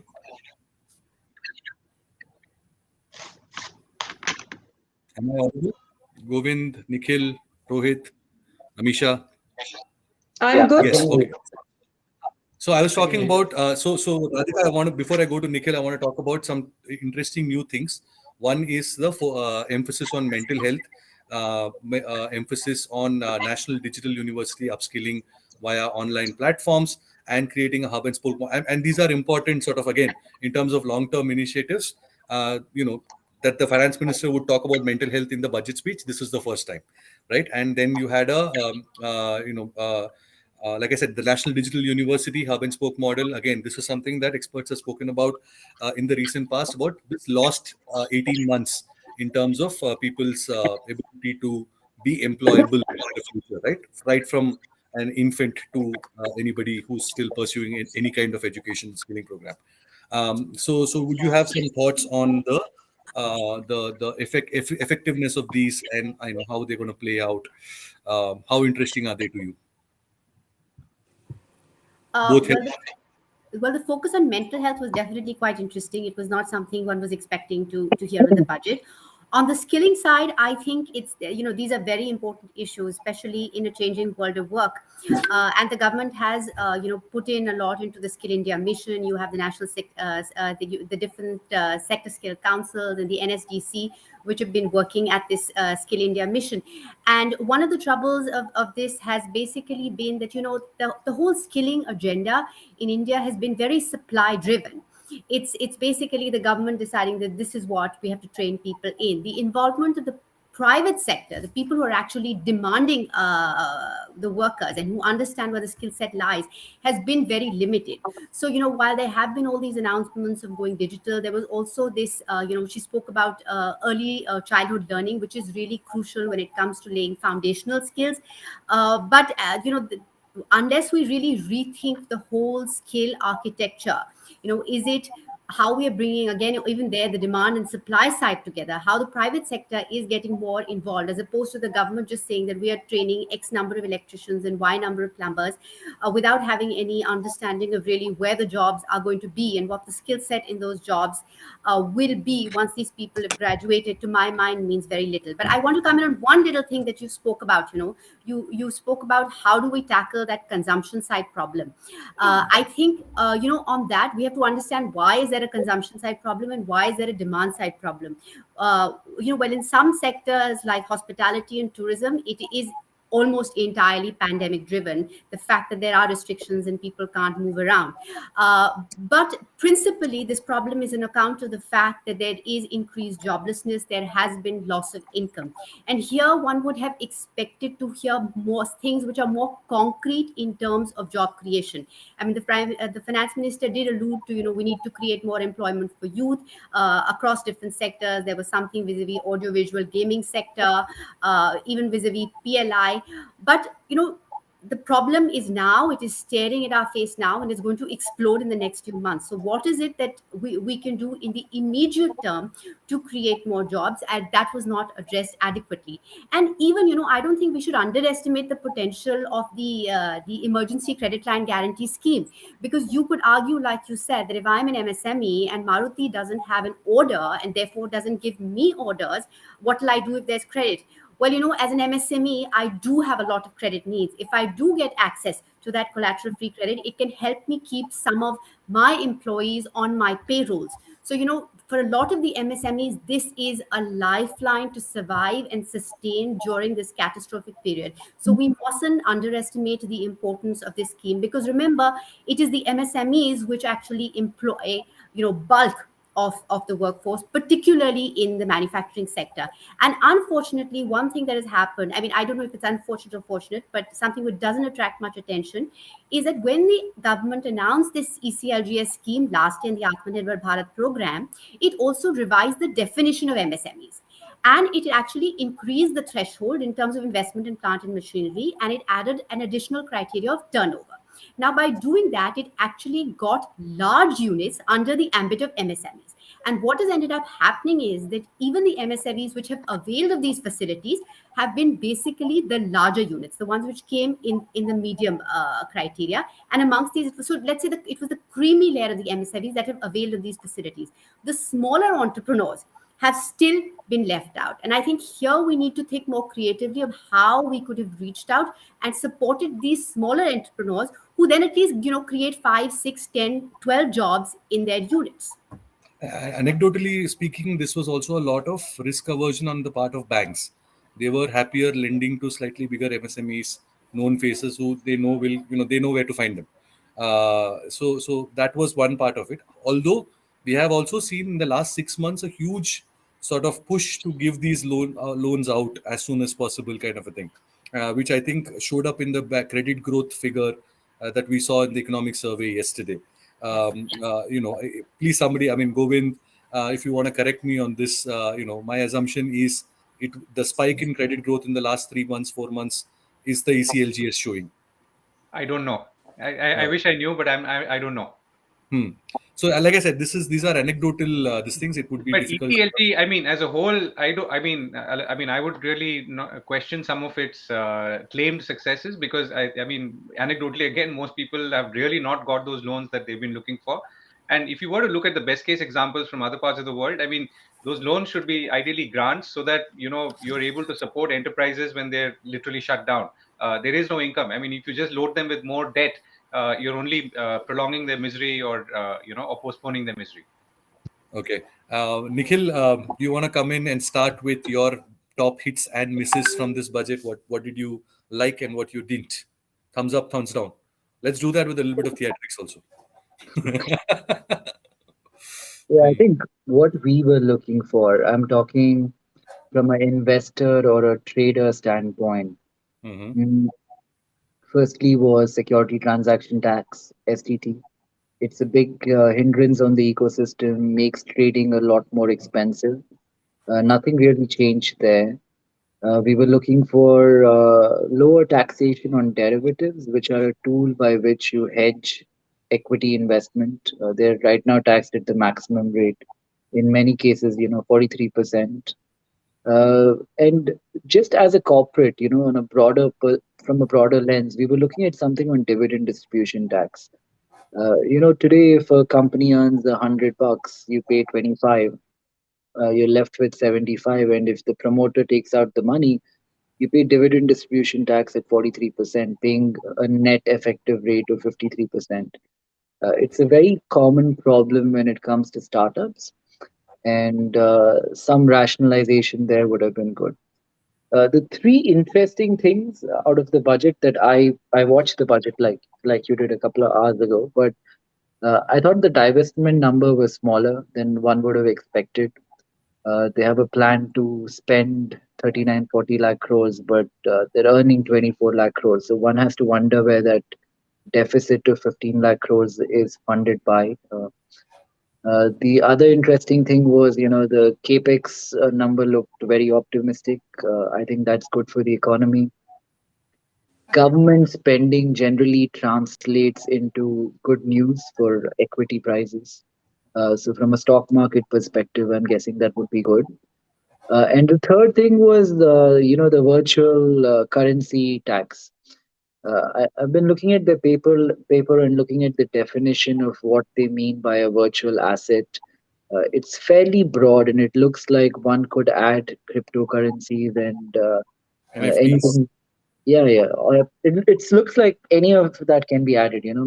The definition is so broad that if you were to send me a picture and charge me a fee for it, it looks like that 30% tax will apply with that 1% TDS. This creates a very interesting arbitrage between equity investment and crypto, which up until now people assumed would be the same, because on equity you pay 10% and here you pay 30%. So it'll be interesting to see what happens between the two markets. Uh, there is precedent of, there's some companies in America which create institutions out of buying and kind of like holding currencies built on the blockchain. It'll be interesting if somebody tries and attempts that in India, and there are companies on the listed ecosystem which are just holding crypto at the end of the day. I'm guessing the crypto guys, the exchanges will kind of, they're very half glass half full kind of people, and they would look upon this as good news, and it's probably a hint as to when the government might regulate it and how the crypto bill might be passed to parliament. So net, I think these three things were interesting for me in the budget. I think uh, overall, some kind of like recognition should be given to the government and the prime minister. Uh, the fact that we've had 46, 47 unicorns in the last 1 year, I think the ecosystem is so robust today, and capital is available freely for a lot of people to grow and scale their own individual businesses. I think that's a good testament to how strong India's innovation entrepreneurship ecosystem is today. Okay, so yeah, startups did get a lot of more mention than any other time, any other budget that we heard of. And for those of you one little, because he both Radhika and Nikhil spoke about this, I want to sort of draw attention to one interesting change on the revenue limit for tax audits has been increased to 10 crores from 5 crores. So company revenue of up to 10 crores need not file tax audits from now on, and I think that'll be a good step in increasing compliance and allowing people to sort of if you don't have the headache of doing all of that, you might probably show your income as well.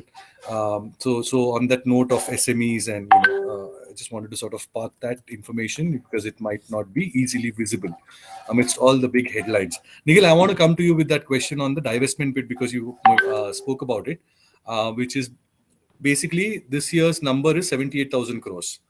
And we are saying that 6,000 crores is already done. Like they've already sold assets worth 6,000 crores.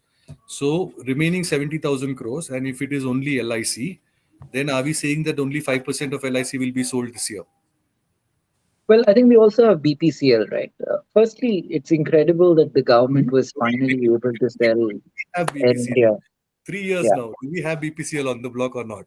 Or is it just one mega, scam on us? Or what? I shouldn't use the word scam, but I mean, what I mean is like a wishful thinking on part of the market. Is BPCL really on the block? Well, I would assume it is because they've been talking about it. Firstly, great that they were able to pull off Air India. It's been such a like white elephant for so many years, and full marks to the government for being able to finally divest. It's been many governments over many eras which have been trying to do something with Air India, and finally it got traction, and that happened.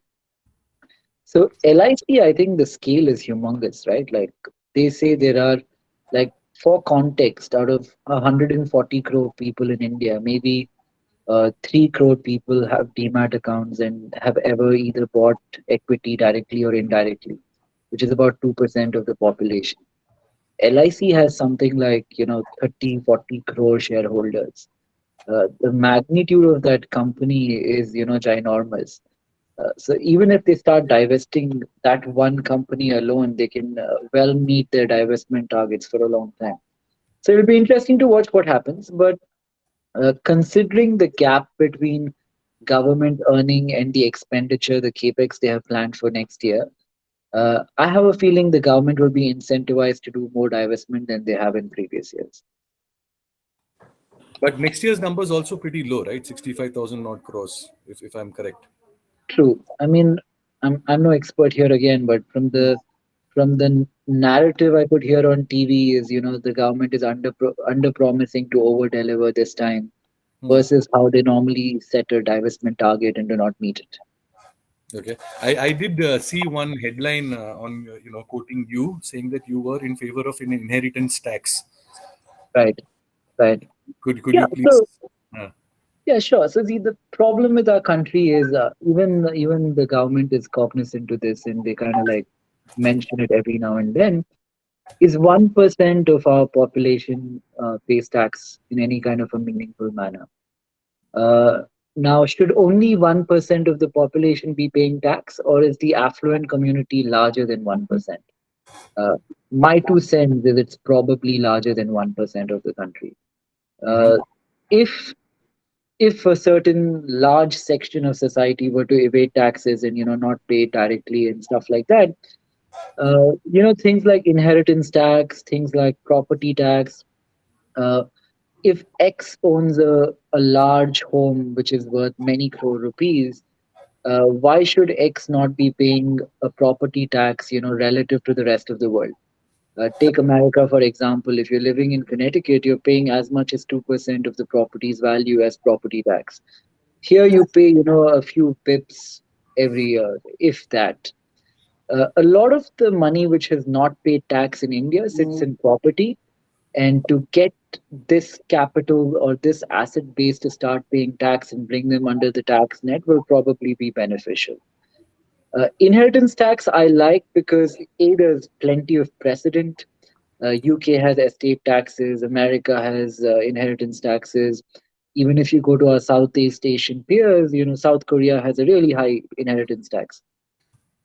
To bridge the income divide that persists in society today, we've moved from one form of socialism over many decades to the way capitalism has worked in the last 20 or 30 years. But for the future, I think capitalism will have to become more benevolent in a way where uh, the most affluent in the society have to give a bigger proportion of what they're earning. And to tax them once in their lifetime versus taxing them every year on the wealth they create or the income they generate, it might be a better means of taxing them once in their lifetime versus discouraging them every year by taxing them more. So from that lens, I like inheritance tax. I like property tax. At the very base of it, the wealth divide is something that we have to do something about soon, not just in India, but the rest of the world. Yeah. All over the world, inequality is a problem. Speaking of unequal attention, logistics was one space that I think got a lot more than what anyone had spoken about, and that's why we have Santosh Hi. Abhimani, Group Chief Financial Officer at DTDC, who's here to tell us because this was a space that I paid less attention to before the budget. So for me to help me understand and not miss anything important that came from the finance minister and that would help the logistics space. Santosh, over to you. Take it Yeah, away. thank you. Thank you very much. So I think it's a very encouraging budget, and the most important part is there is a sense of overall continuity, right, in most areas that we have seen, and I think that has been commented upon. And the biggest, I would say, factor for logistics has been obviously another PM Gati Shakti plan, which has been announced, largely with respect to roadways, which is the first one. Uh, as especially after GST, we have seen I would say, quantum change in the way supply chains across India are structured. We have now a wider dispersion of how people stock and move their goods and get it to the people. And roadways development has played a very important part in that. To that extent, the 25,000 kilometer increase in highways and infrastructure is key. But there are two, three other points as well. For example, I would say even the green initiatives, right? So today, a lot of logistics companies do use EVs and other sustainable methods of delivery. Even in some steps in the direction of battery swapping, interoperability in terms of technology for batteries is a significant, I would say, step at the right time because we are still in the nascent stage. There are so many people doing so many stuff, and having some standards set around that, would avoid a lot of confusion and give benefits. Multimodal infrastructure terminals is another one. The more we have of them, the more supply chain bottlenecks will ease, and there will be some benefits that will be passed on to the consumers. And even two very sort of important things from I would say, the sector that everyone looks at, which is e-commerce B2C. One is the India Post, right? So India Post digitization has the potential to help a lot of logistics players and the people as well in areas where it is difficult and cash is still king. As do the setting up of the sort of 75 digital banks. Although we have to see if the digital banks will have a physical presence or not. But No, I honestly, that was my question.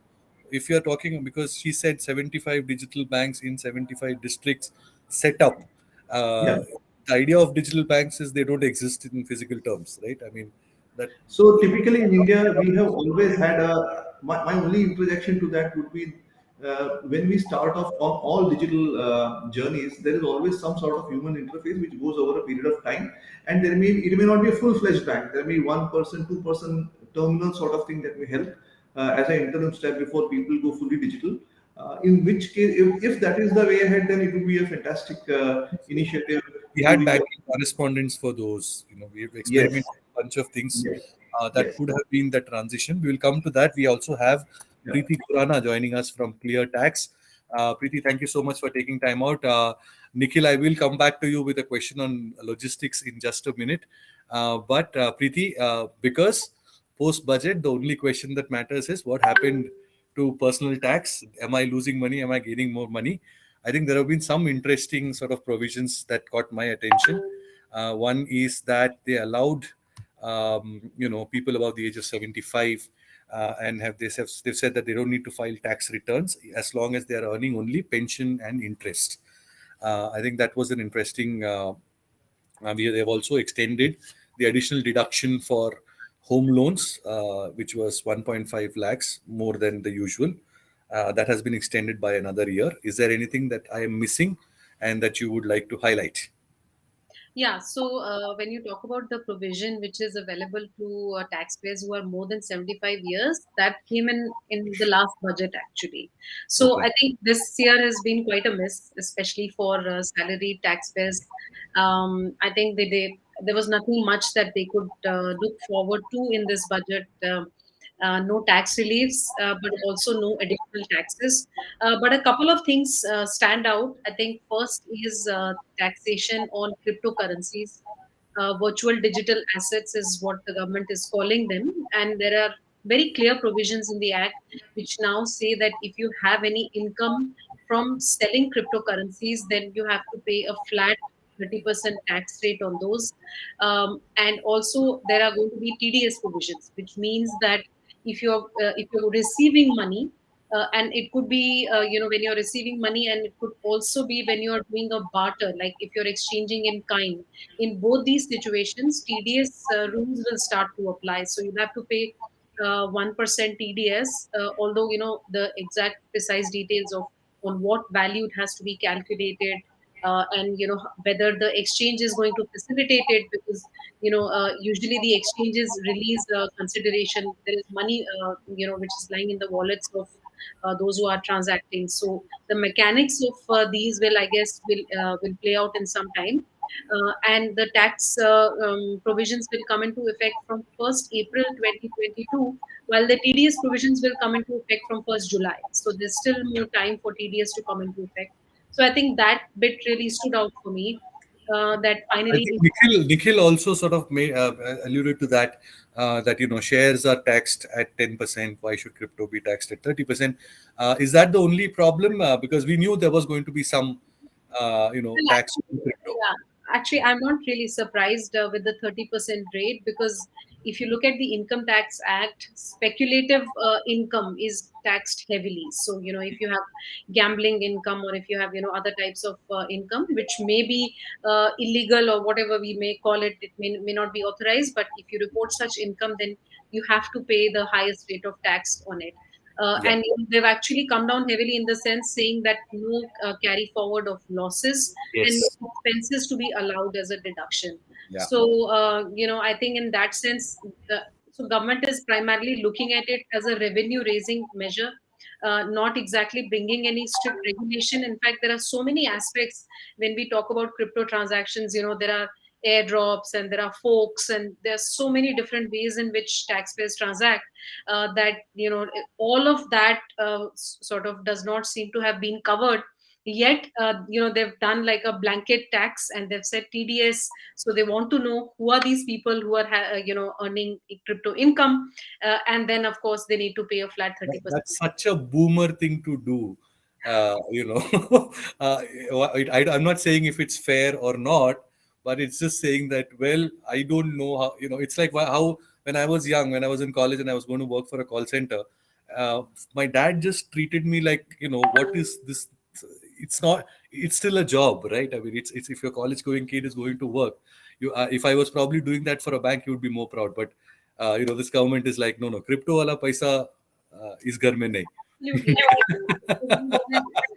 Yeah, when I say that, I mean, most of the tax provisions. So actually, we thought that there is definitely something more in the fine print, and we should read the Tax Act.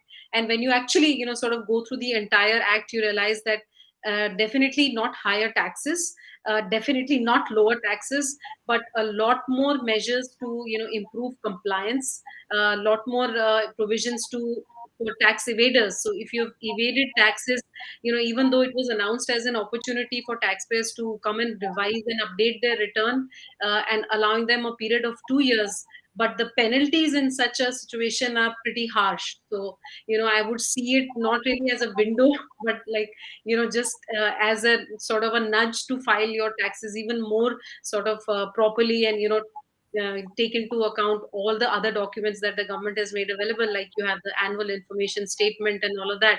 So be very, very mindful of, how you're filing your taxes in the first instance, because they process it within a week or 10 days, and then the window to update it goes away. So, and if you update after the assessment year ends, then you end up paying heavy penalties, even though you have extra time available. Okay. We also have Radhika Gupta joining us right now. On that count, Radhika, I know crypto is not something that you are very excited about. Do you want to sort of chime in with your hits and misses from the budget, and maybe drop in a comment on crypto while at it? No, no, I should start. I mean, I couldn't escape you without you asking me something about crypto.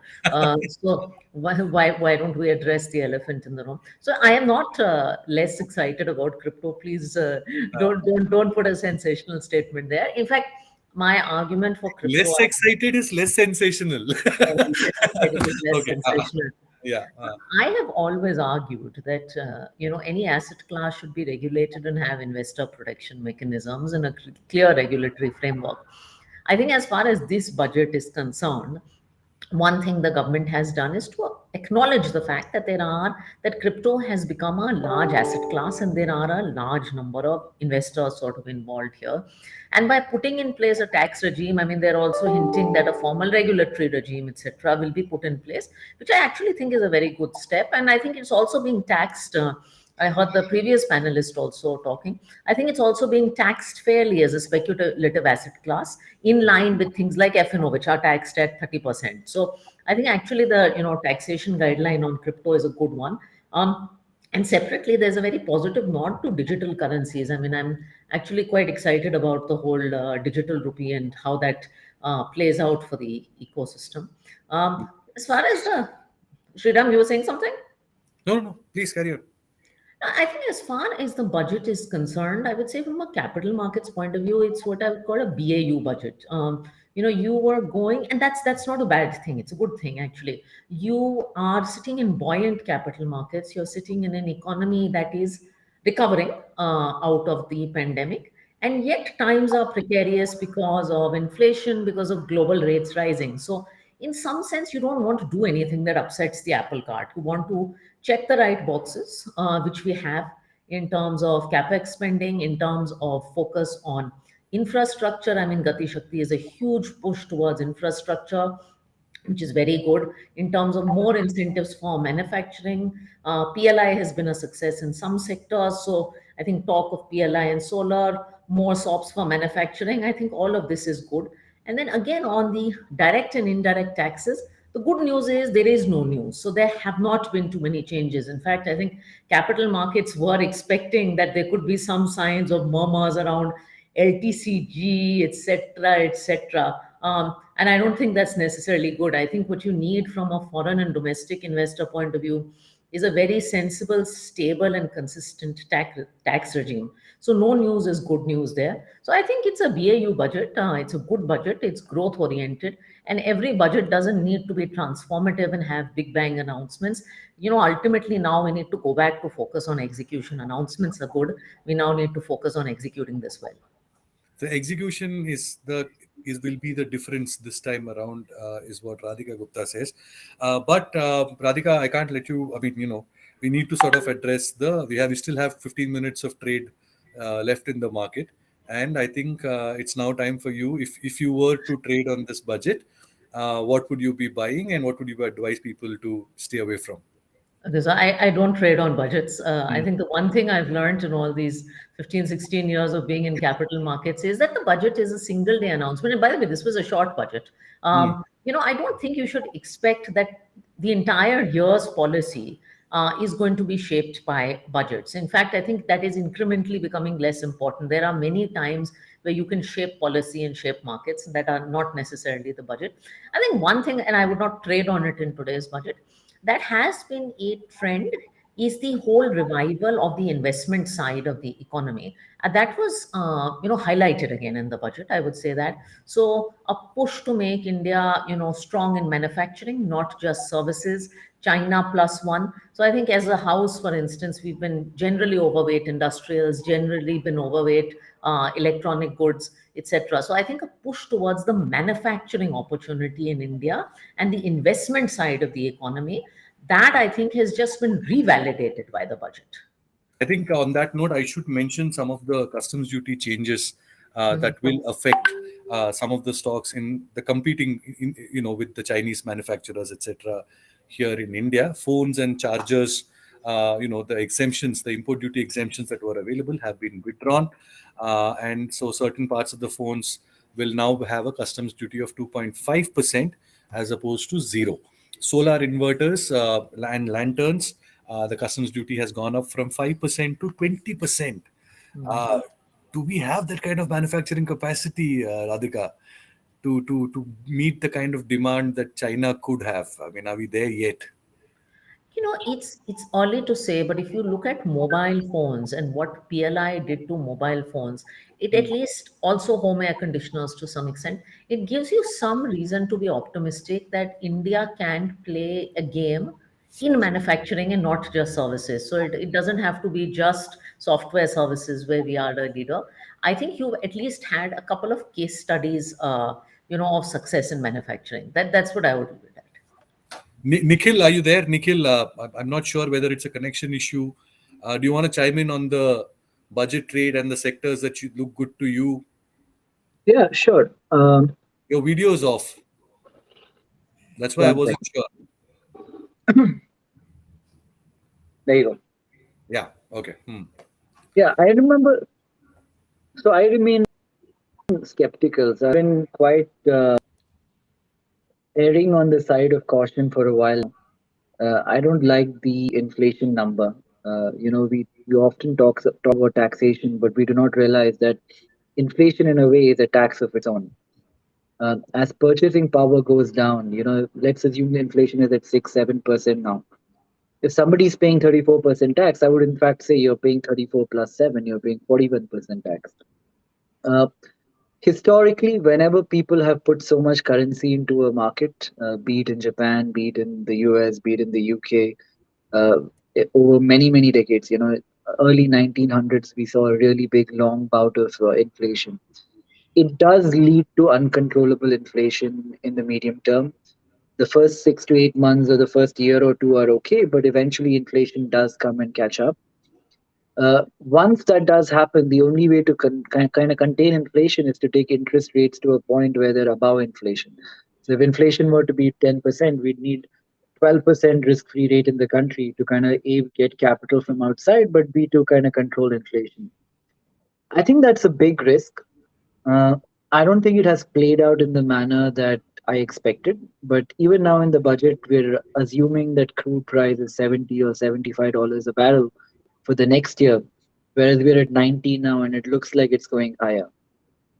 So I would remain cautious. I don't advocate, like buying too much of anything today. I've kind of like gone back to gold and asset classes like that. I've been buying a bit of gold of late, and yeah, so no stock recommendations as such. Not even capital goods, L&Ts and your BHEL and those kind of companies which will benefit if at all this Gati Shakti and other infrastructure programs gain some kind of momentum. And that seems to be the indication in this budget. Or have they been priced too much? I mean, that rally is already over for you.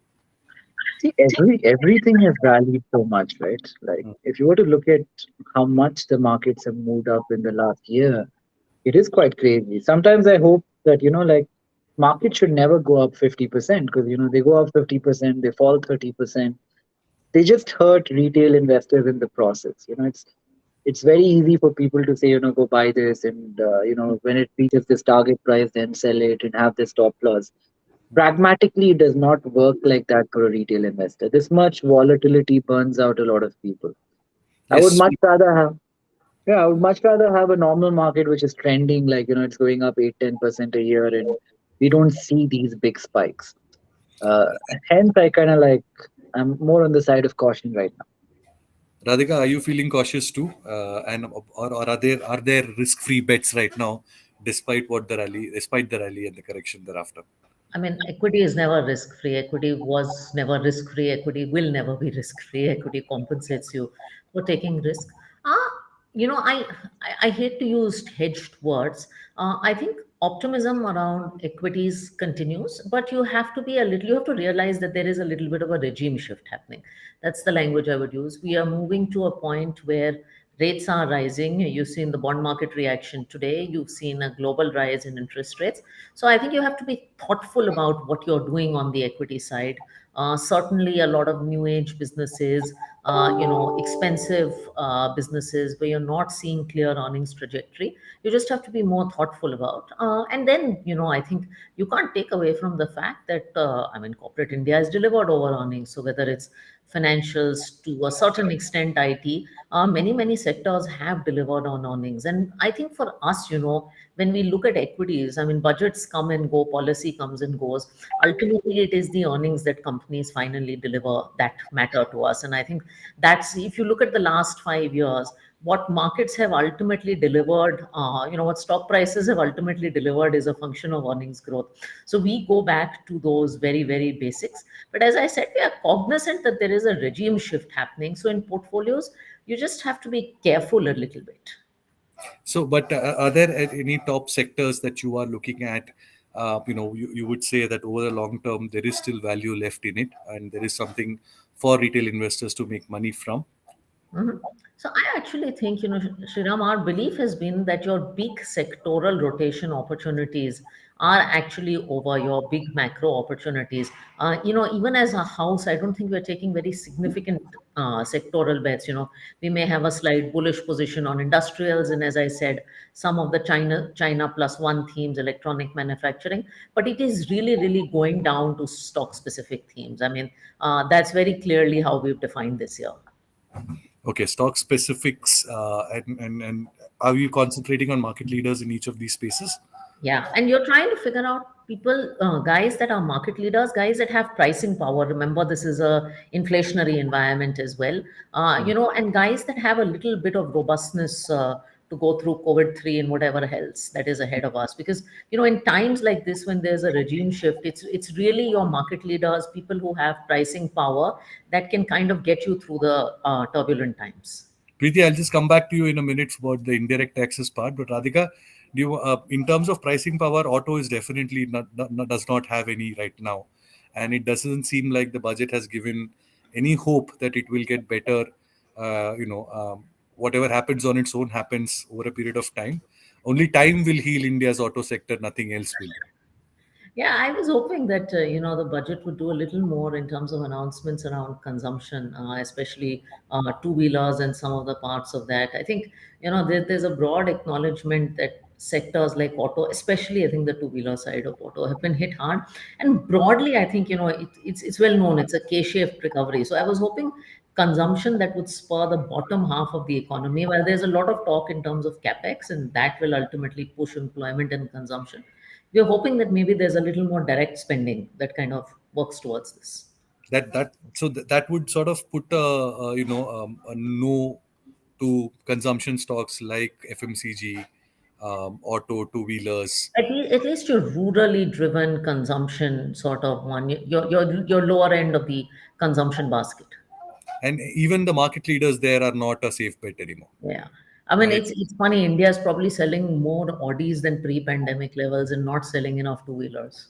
This is the inequality that we have been talking about. Almost, I think every third guest on this panel since in the last couple of hours has come and spoken about this. Even before the budget, we were talking about it. How more SUVs are selling, but a two-wheeler guy doesn't have enough money. Yeah. If that doesn't smack of inequality in this country, and if don't you think it's something that needs to be fixed?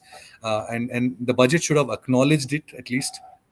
It did in some way. Look, I think there are a couple of ways. You can, I mean, we're not a rich enough country to dole out sort of, money in the hands of people directly. I think what you can do is two things. One, you can spend on capex, things that create jobs, that was indirectly acknowledged, and then put purchasing power back to people. You can spend on more programs, which I'm hoping that they'll do. And I think the third that people were hoping would happen, but I don't think was a practical reality, is that you start cutting taxes and doing all of that. That I think is a difficult thing. I don't think the government has too much room to do that. But I think so. I think it's happened indirectly. Perhaps the ask was a little more.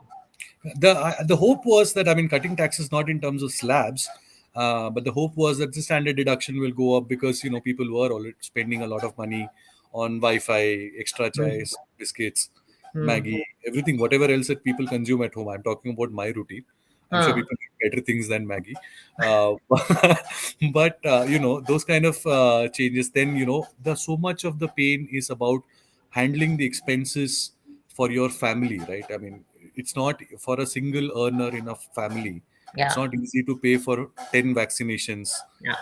and 50 Dolo 650s. Right. It does, and then when you have to buy 1,000 rupees a can of edible oil, it was just going eating into a lot of discretionary, disposable income, and at some point, this can't be a long term plan. This is a problem that if your pipe is burst, you need to fix it. Right. Yeah, so I think that's one thing. Radhika, I'll just stay on with us for a few more minutes. Sure. Preeti, do you want to talk to us about indirect tax changes? I'm taking this thread from what Radhika told us in terms of China plus one strategy. Indirect tax changes that helps Indian manufacturers. We know there is electronics, we know there is solar lanterns, inverters, there is gems in jewelry, imitation jewelry. I think at the MSME level that might be helpful.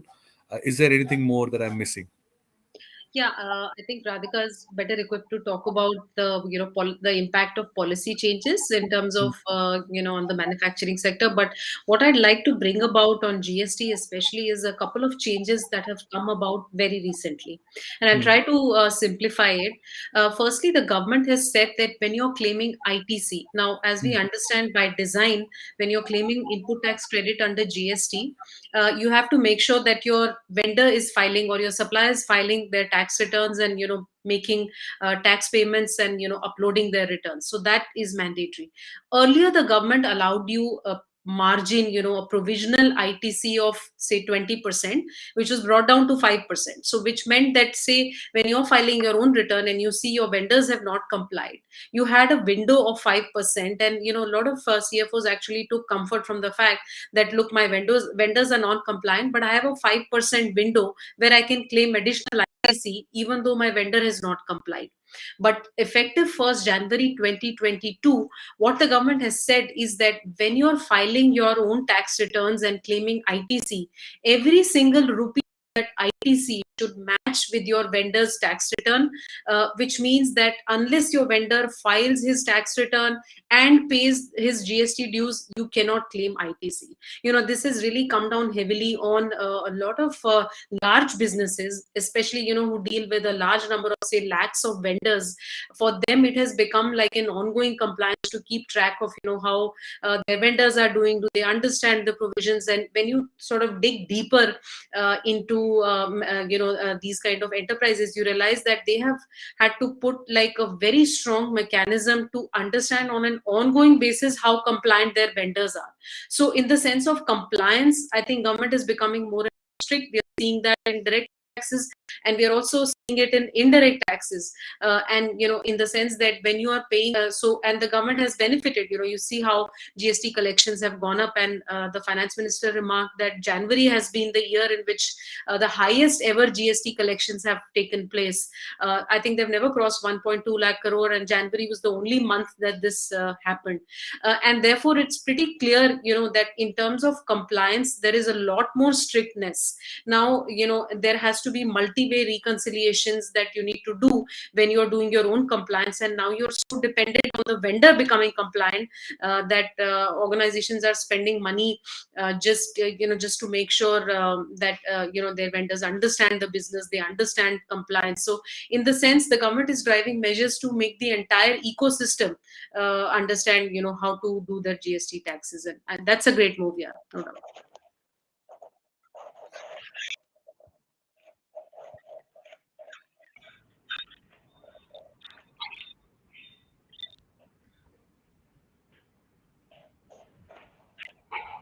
We can't hear you.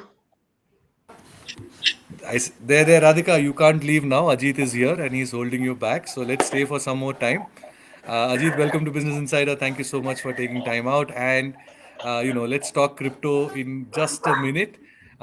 Because, Preeti, we need to come back to another one bizarre GST change that happened on input tax credit, which is on the head office salaries, which came from the ITAT. That needs, I think, I really need explanation. I don't know what it is. We will come back to that in just a minute. Ajit, thank you for being here. Yes, let's start. I don't think I need to ask a question. I think you can just go ballistic. So okay, biggest positive, biggest negative. Biggest positive, just a few days before the budget, journalists typically ask, okay, what would you like to tell the finance minister? And I had said that I would tell her, kuch to bolo. As in, Yeah. just say something, man. As in, the regulatory vacuum is like deafening. As in, my father is worried that, because I'm in crypto, am I someday going to jail by the mere act of being an investor, etc. Right? So, yeah, no, no, no, don't worry. So I've just got a message saying that I'm not here as a crypto advocate. Absolutely No, not. So that was I know. one bit that I'm glad that there is some news, right? And this has, just like people wrongly assumed that the government had sometime declared crypto to be illegal because Arun Jaitley on 1st February 2018 had said it's not legal tender. Likewise, people are doing the other extreme today and saying, oh, you know what, government has said now you can do whatever the hell you like because we are taxing it. It's completely clear. So neither of those extremes are right, but that is the first part that the journey has started.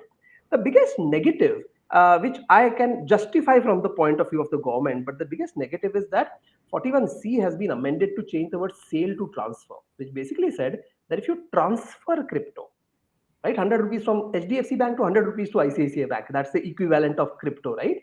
You will have to pay 30% tax, right? I understand why the government is doing this because a lot of the crypto spheres, such as private wallets and international exchanges, cannot be controlled by the government. So they want to capture it right here. But at the same time, I even wonder whether this is constitutional to charge income tax, which is direct tax, on mere transfer.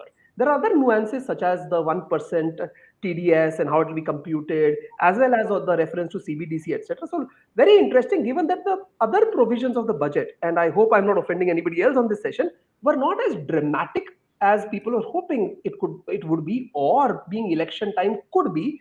I think crypto has actually stood out as one of the important points of discussion.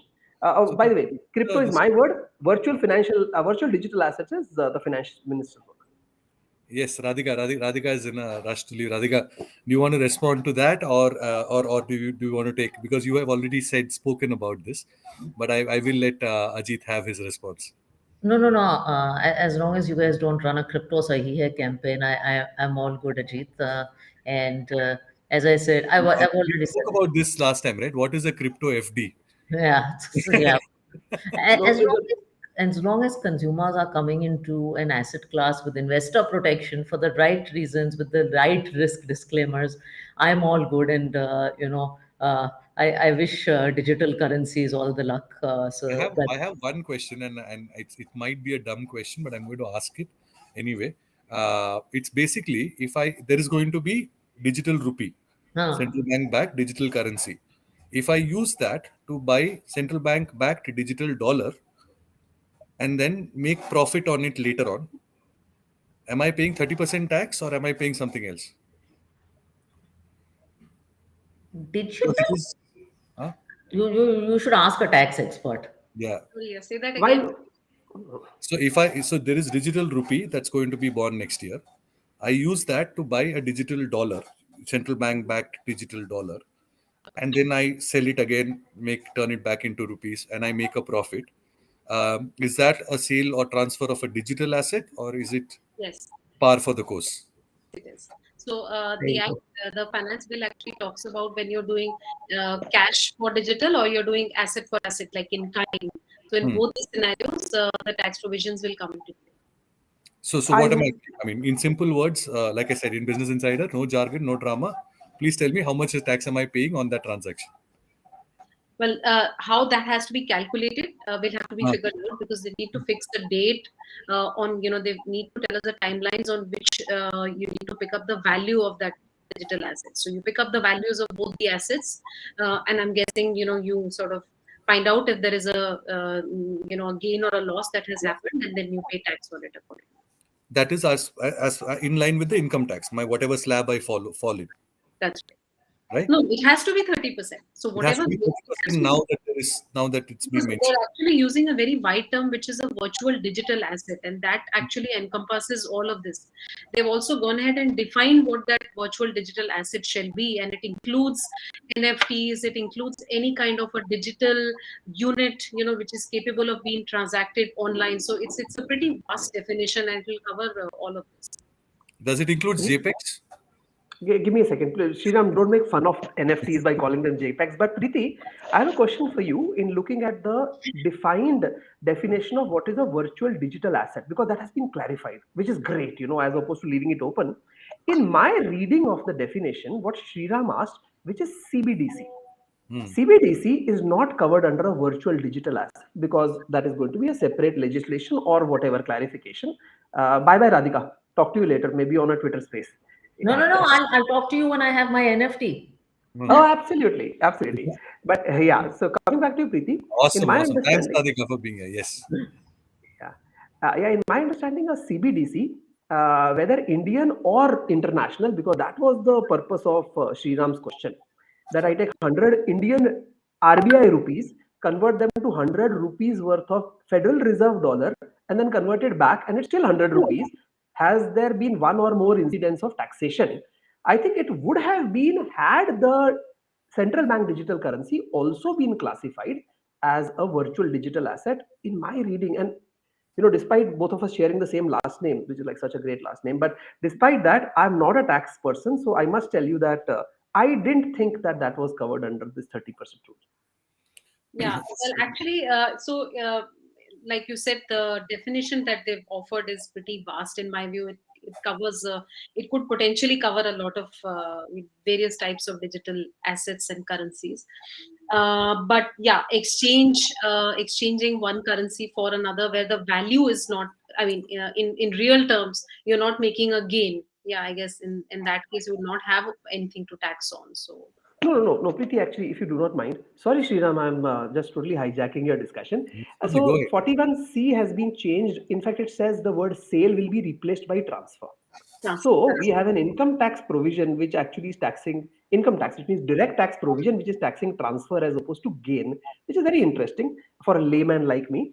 But here, what Sriram said involved transfer, Mhm. right? It did involve transfer. Right. So, if the CBDC were to clearly be classified as a virtual digital asset, which according to me, frankly, as in if RBI's digital rupee gets classified as virtual digital asset as Bitcoin, Ethereum, etc., it would really create a lot of complication, and I don't think they want to do that. But I think that while very vast, to not allow somebody classifying something based on technology, so they didn't use the word crypto, namely cryptography based, etc. I still think that the central bank digital currency is not covered by the virtual digital asset discussions being done today.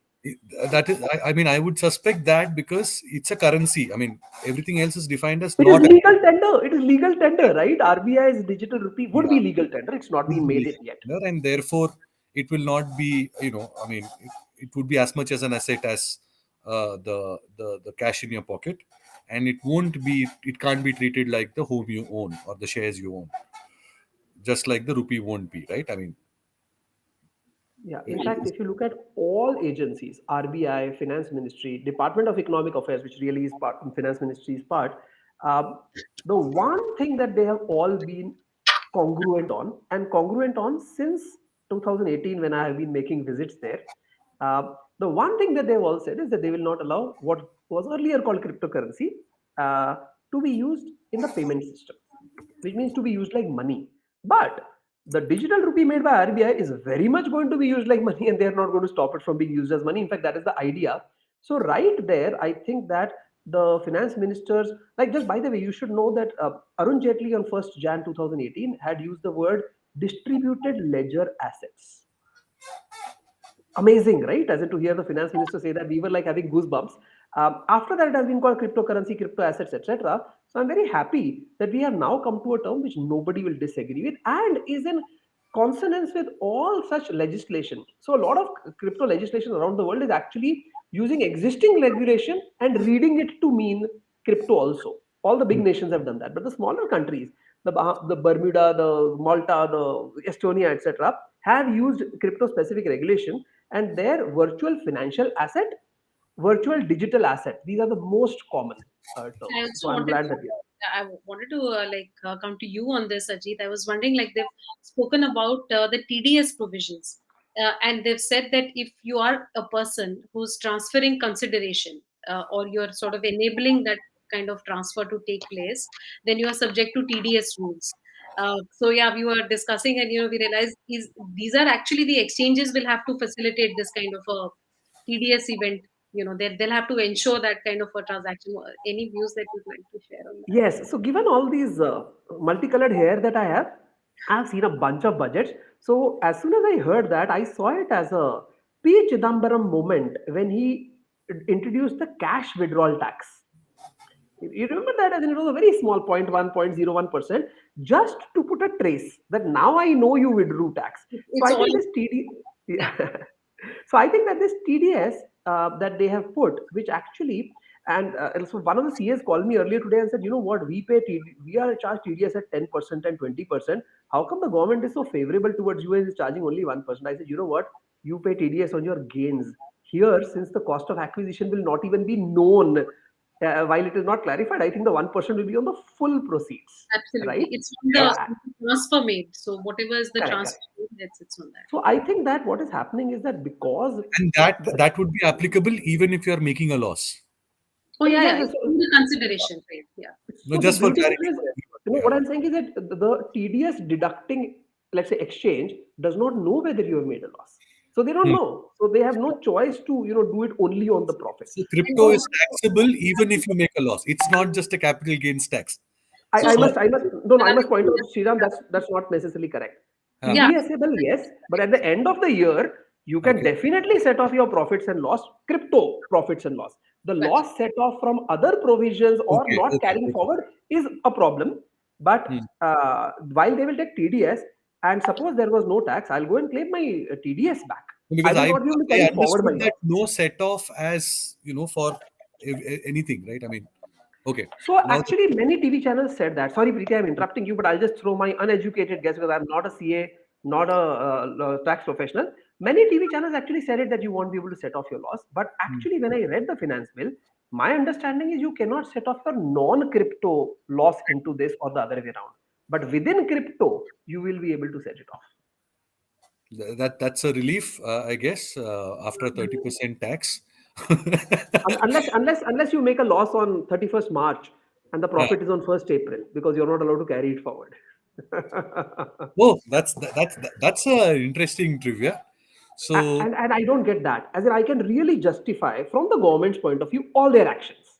Hmm. including why on transfer. I can even justify that from the government's point of view. I I was cannot justify this. I was No, also but wondering. that would, Well, actually, well, I'm not on the same page as this because my guess is, when I read the provisions, they've very clearly said no deduction of any expenses except cost, cost of no acquisition. set off of any losses under any provisions of the Act, and then in the next clause they say that no set off from any other type of income earned in the within the Act. So What I'll that's do is I will actually also pull that up. But in any case, Preeti, agreed. No, you can't say that it cost me so much, so I deduct profit from something that I did or cost of acquisition. So that agreed. Also agreed on the fact that suppose I make profit on or sale loss on sale of sugarcane, I cannot set that off against the profit made on crypto. This also agreed. I'm coming to the only one use case which Srinam also I was telling you that let us say on a given day, today I make 10,000 rupees profit on the sale of one crypto transaction, and I make 10,000 rupee loss on the sale of another crypto transaction, right? So same financial year, same provision of income tax. My reading is, and I'm actually going to pull that up while you talk, that this is set offable. But since you're saying it is not, let me no. just read But that section. I have to look at the exact provisions, but this is my No, but I think, Preeti, you read it as any other income. So I think the other is the operative part. yeah. So it's actually both. So there are two provisions, and one is any kind of losses, and the next one says any kind of losses under any act, any provisions of the Income Tax Act. So I I'm thinking other than the cost of acquisition, you're not allowed any other kind of set off.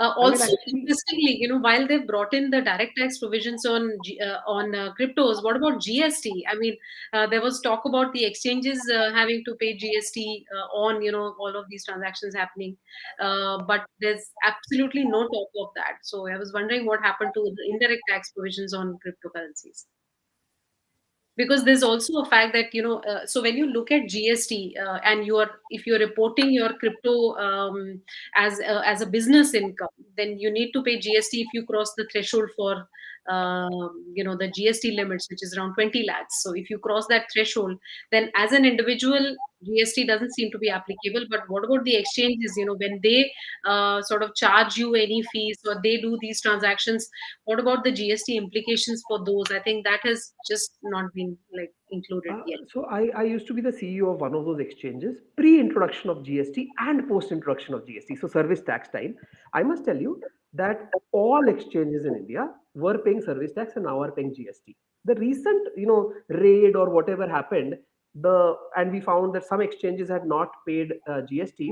That came because some exchanges took the extreme view that if the services have been charged under the exchange's own token, some exchanges have their own cryptocurrency, that this now does not come under the purview of GST, which I think is, in my opinion, erroneous. But otherwise, they have all been paying GST on their service fees. So that actually is not so much the challenge. And what is the rate that they would They are be all using? doing. They are all using 18% in the 18%. absence of any clarification. So, but on currencies that they self-generate, I think that still continues to be a gray area.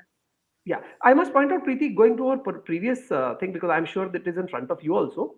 I am of the finance bill reading 28(2)(b), which says no set off of loss. See, the A is expenditure, but set off of loss is different. Shall be allowed against income computed under any other Hmm. provision of this act. That's exactly what I was saying. Other provision, as opposed to expenditure, which has not said any other. It has said any provision of this act. So I think that the wording I'm going to has come a to certain this. meaning there. This is I have the interesting. whole thing printed out in front of me, so just give me a moment. I'm This just is going crypto Yeah. classes with Khurana and Khurana. So my surname has yeah, actually my post marriage name. It's not my maiden surname, but yeah, that's okay. This I is love a it. joke, and for the I'll purpose just of call it an people which, upgradation. Uh, yeah. Sorry about that. This was a joke for my wife who is listening to me, not for you. Sorry. So yeah, crypto classes with Khurana and Khurana. We are going through the budget document, through One the second. finance bill, Why don't and you guys carry figuring on? out. Like, allow me a minute. Like, just let me Yes, just. yes, yes, yes, yes. And I mean, obviously, I'm filling in the silence between powerful insights from both Ajit and Preeti. And I'm trying to tell you what it is that they are looking for. What is it that needs clarity? They're asking whether you will be allowed to set off your losses from one crypto trade with the profits that you make from another. So if you make a profit of, let's say, 20,000 rupees on one trade and a loss of 10,000 rupees on another, will you pay tax on 20 or 10? And that's the question that Ajit and Preeti are trying to answer. And they right now there is confusion on what the finance bill says. Ajit says that yes, you will be able to minus the 10,000 rupee loss from your profit and therefore pay tax only on 10,000, 30% tax on 10,000. But if Preeti is right, then you will be paying 6,000 rupees profit and 10,000 rupees of loss you will have to bear with. So net, damage to your wallet is 16,000 and not 3,000. This is the big question, and the suspense continues. And I just wish I knew how to rap and make a song out of this. But yeah, that's where it stands. And of course, after this, we also have Ashish Sumaya from Vito Capital Management joining us in just a minute, in just from few minutes from now. Ajit, we also want to hear what are the other unresolved issues and questions in crypto, right? You actually made a reference to it in the middle, but I would like you to sort of go through it one by one, saying, okay, now we got the acknowledgement that we exist, and we can be good people, if not all of us. And the second thing is that there is a tax on it, and there is a TDS on it, so they are also trying to trace who's who's got those cryptos, right? To answer, to find those people. So that is number three. What are the unresolved other issues on crypto that need to be answered, and what do you know about them? So the unresolved issues are of two buckets. One is Hmm. unresolved based on what was said today, and Hmm. second is unresolved based on what was not said today. So because not a very wide range of things were said today, so the first question is easier. I think that based on what was said today, uh, I don't get, like, on the same matter of loss, right? In crypto, one of the challenges is that it is far more prevalent in crypto than in any other asset class, leave alone investment class, that people lose their coins, they lose passwords, their accounts get hacked, etc. Hmm. Right? In my opinion, this should be set offable, but this is not a transactional loss, right? See, that is the thing. So whether that will be allowed or not.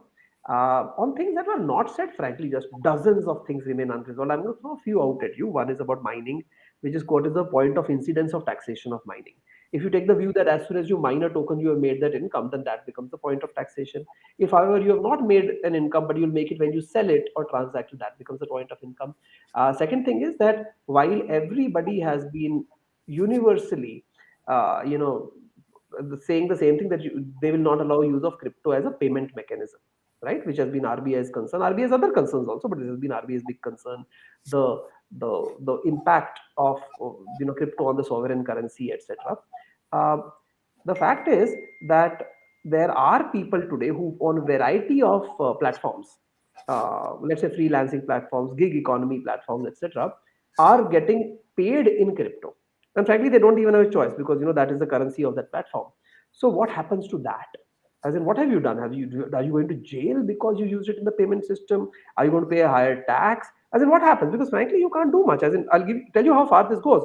There are web browsers, such as the one I'm using right now, which will just give you crypto for using the browser and allowing you to be popped ads at, right? Hmm. So what is the what as in, so you say, okay, you can't do this, but there has to be clarity on what does that mean, etc., right? Can't I just pay tax and stuff, right? So just like, you can't use it as payment means, you can't go and buy coffee with it. But what if somebody from abroad is sending me money in it? Have I violated FEMA? Have I violated PMLA? As in, how far does this go? I think that those are some of the things that worry people. But having said all of that, and despite some of the lack of clarification we are talking about, I think that if we just now go 30,000 feet, great development that the first regulatory discussion has happened. And if we ignore the RBI circular to the bank, which really was not regulating crypto but banks, this is the first such step. So, to that extent, at least, we should all welcome it. And Preeti is about to tell me why I'm wrong. Yes, I So, can. That grin is yeah, giving she's me so life. happy. She's so Yeah. happy. So, one becomes happy only when one is right and others are wrong. But Preeti, I'm like totally ready. No, I'm just looking forward to like having an interesting debate with you. So I'm on Yeah. clause number 28, which is Yeah. section 115 BBG. right? That's a new section. And if you, I don't know, I have it right in front of me. So do I. Uh, So do I. it says, notwithstanding anything contained in any provisions of this act, Right. there are two subclauses. So there's Correct. subclause A and subclause B. And subclause Correct. A says no deduction in respect of any expenditure other than cost of acquisition or allowance or set off of any loss shall be allowed to the assessee under any provisions in computing the income referred to in clause section 1 clause A, Correct. right? And then the second clause, which is clause B, is says no set off of loss from transfer of virtual digital asset computed under again 1A shall be allowed against income computed under any other provisions of this act. So it's Correct. both. So no loss set off from this income, any kind of similar loss, and no loss set off from any other head. That's how I understand it. So let's come back. I'll just. Yeah. Oh, sorry. You want to take a break? No, not break. I just want to say, like clarify this because so many sections and details were thrown. For those of us, I'm told that there are some 10,000 people, 10,300 people watching right now. If that is the case, then I owe them a simpler explanation, which is basically if you are selling 20,000 rupees worth of crypto and made a profit of 20,000 rupees on one crypto trade and a loss of 10,000 on another, your net loss is 10,000 rupees that you've lost and 6,000 rupees tax on the other one. 30% tax, right? Sorry. Am I correct? Yeah, 6,000 plus 10,000. And you can't set off this 10,000 with the 20,000 profit. You can't reduce your net profit from crypto from 20 to 10. That is what Preeti is saying. So, Ajit. Okay. So Preeti, again, we'll go back to the same document. So 28 is talking about the 30% tax. They have said that 115 BBH will be introduced after 115 BBG. BBG already exists, so BBH is going to be introduced on the first day of April 2023. And they have said that it will be in part one. They have said that the amount that you have to pay. Now, part two is clarifying under section A or B as to what expenditure can be claimed in A. You see, I'm telling you how I'm reading it, which is a little different from how you are reading it. That in A, they are saying what expenditure can be claimed, where they have said nothing other than cost of acquisition. So part A is saying what expenditure can be claimed, nothing. You can't do this, you can't do that, etc. And part B is saying what losses can be claimed.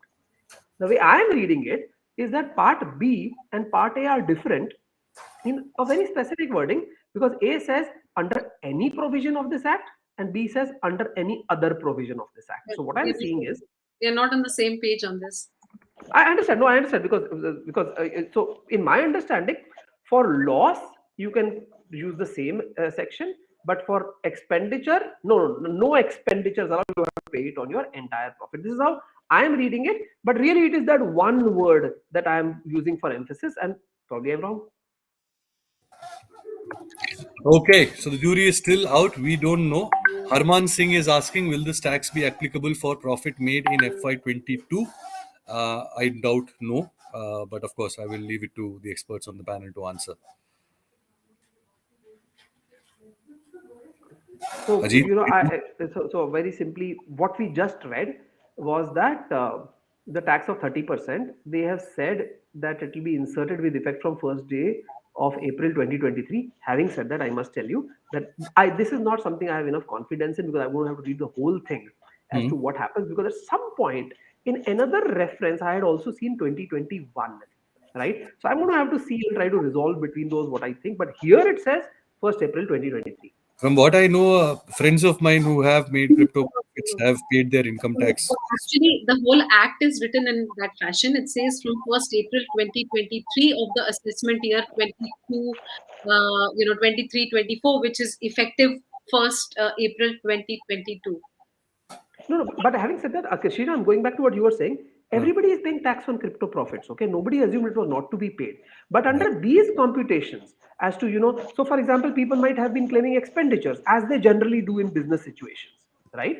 So this clarification has come only in this budget. So since a So very this long time, actually ties back to the other one, that point that Preeti you were making on making corrections to your taxation, right? What the returns that you file, etc., and that you might be you might face penalties for not fixing it on time. Yeah, sorry, say that again. I'm sorry. Actually, I think the No, finance minister is doing a press conference, so somebody just pinged me. Sorry, say that again, please. no, you had earlier mentioned that there is a change that has been made that will stop you or rather penalize you for not making changes to your GST, etc., on time. That's right. Was it just for GST or was it for income tax as well? Okay, so when I spoke about the changes to your tax return, that was your income tax return. So That was income. earlier, that's right. Hmm. So earlier, there was a much shorter window to make changes to your return, and if your return had already been assessed, which means Hmm. if you'd received an intimation that your return is processed, in Hmm. that case, no revision was possible entirely. Hmm. You could not go and revise it. But now they've said even if the assessment year is ended and you want to revise your return, then you can do so. You have actually, we should not call it a revised return, we should call it an updated return. So if you want to go and update your return, which is only in the situation where you need to pay additional taxes. So you can't go and say, I forgot to claim this loss, or I have a refund. I want to increase my refund. There is a refund situation getting created. None of those scenarios you can go and update. But if you want to pay additional taxes, then you have a 2 year window to go and change your return.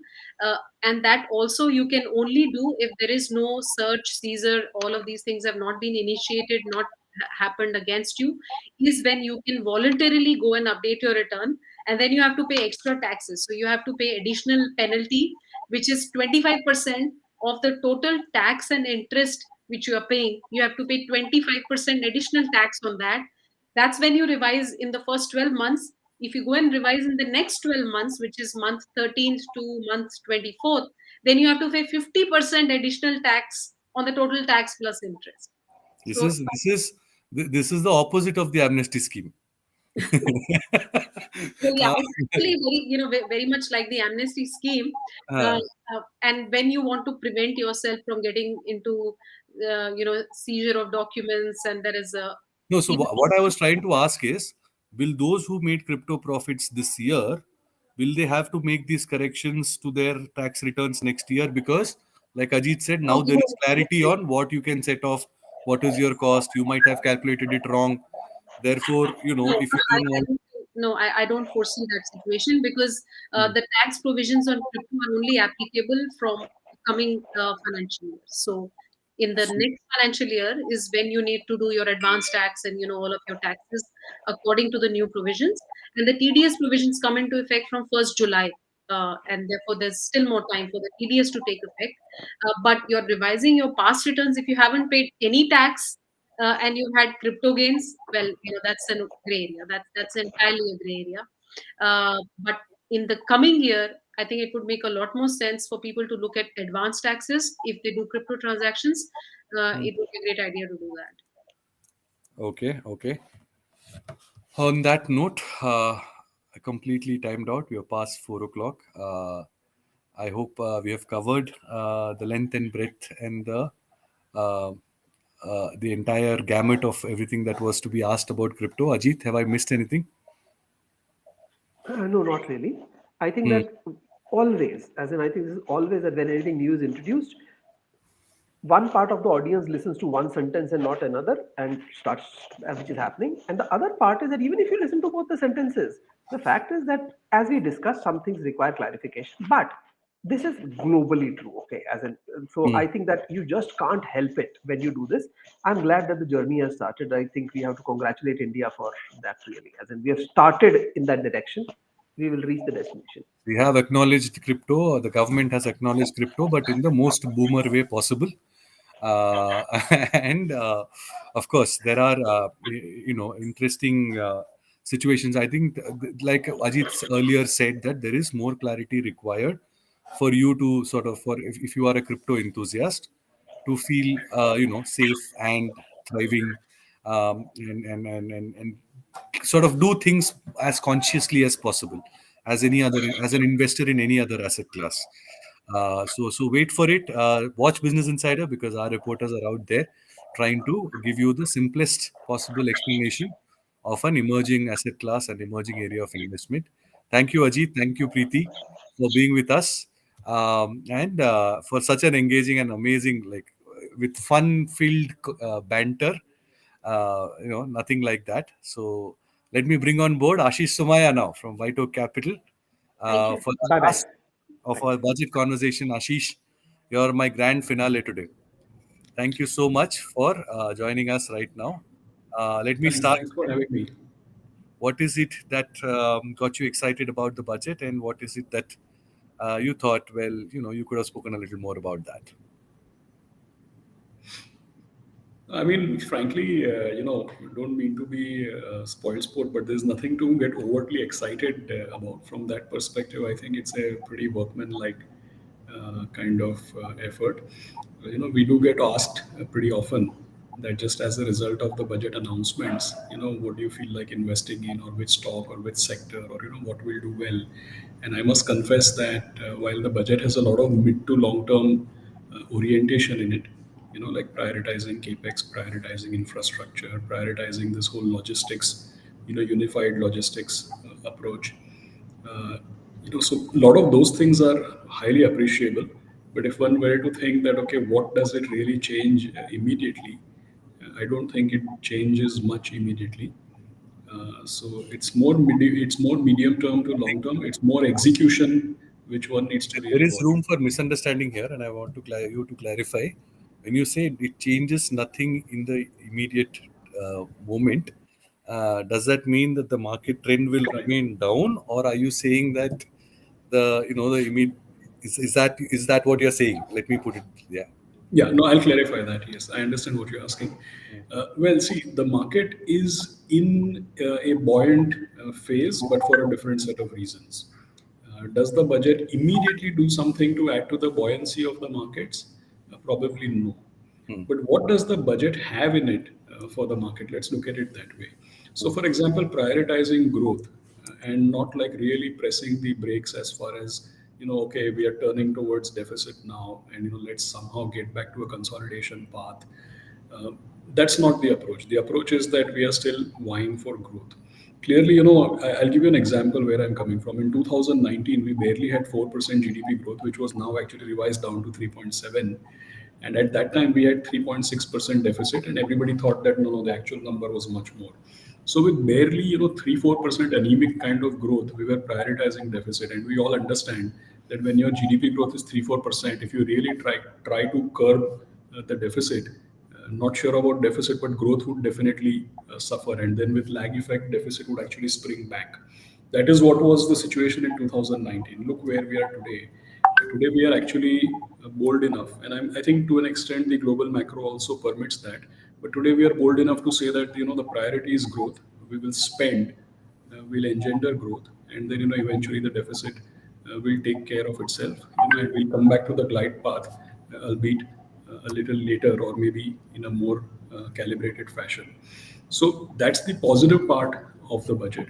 But a lot of times our listeners, they try to think that, okay, what is going to change starting tomorrow or day after, or what's going to happen. So market is buoyant for a different set of reasons, and the budget only kind of keeps those reasons going for now. And the whole capex and infra spend, etc. Maybe it can actually not only sustain growth, it can give it a pair of fresh legs as well eventually.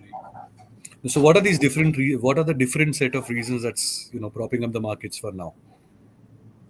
See, I think 3 or 4 things. One, if you really see, is this whole. If you really ask me, for instance, growth has come back in certain parts. Well, of course, everybody's talking of a K-shaped recovery, but at least if I see the formal, urban, large and mid-cap listed segment of the market, the results are reasonably good. Of course, in certain parts they are mixed, like consumption companies have been saying that there are input pressures and rural demand, etc. Some parts of it are kind of slightly gray, but overall I would say that there is buoyancy as far as results are concerned. That is one part. The second thing is obviously that when you see exports, when you see, for example, ITES, the buoyancy in terms of business there, or the hiring, the wage growth, I think that sets off its own expansionary trends. Third is that everybody has been very, very preoccupied with US tapering. Now, my own sense is that tapering is actually the onset of a kind of economic expansion. When does somebody announce the first? When do you see the onset of tapering?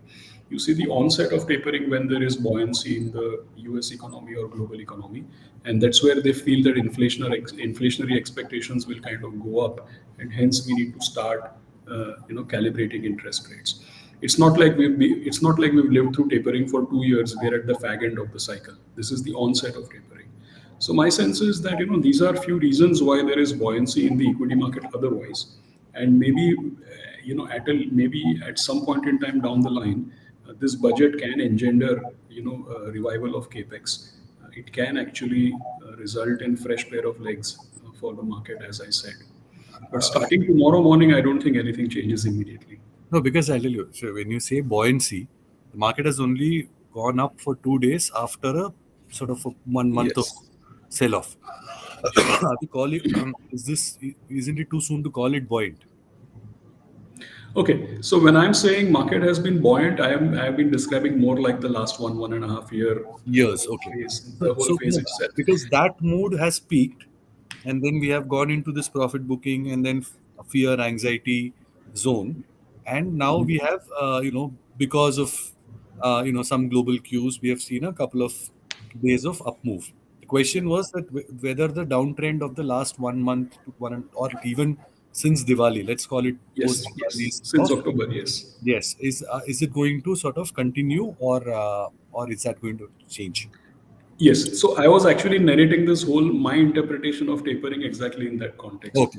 So The market corrected. you mean that yes, there might be a little more correction in the market, but the fact of the matter is the US is saying that the economy is stronger than ever before, and therefore eventually it's going to mean a good thing. Yeah, And see, because so I don't claim to be a macro expert really, but let's just look at it this way. Like the last time we hear, tapering 2013. Now everybody in India has a terrible experience of tapering. It brings back bad memories because we were in an awkward position as horror, far as our horror. fiscal government was. 2013 was horror. So for us, it was horror because we any which way were caught in a wrong position or wrong stance as far as facing that delivery was concerned. Yeah, but today we are in a different environment. But also keep in mind what happened in the US after tapering was announced. So from 2013 onwards, they actually kind of gathered steam. Right? And yes, along the way, Mr. Trump helped by cutting corporate tax further. But you look at where they were in 2018-19, more than But 20 also, trillion the economy markets going have to typically 1%. gone up during those periods where Yes. dollar has strengthened, US has tapered, and Indian markets have typically gained. I think in the last 2 or 3 Yes. cycles we've seen that. Yes. In a rising interest rate scenario in the US has ended with Indian markets also gaining along with it, Indian stock markets.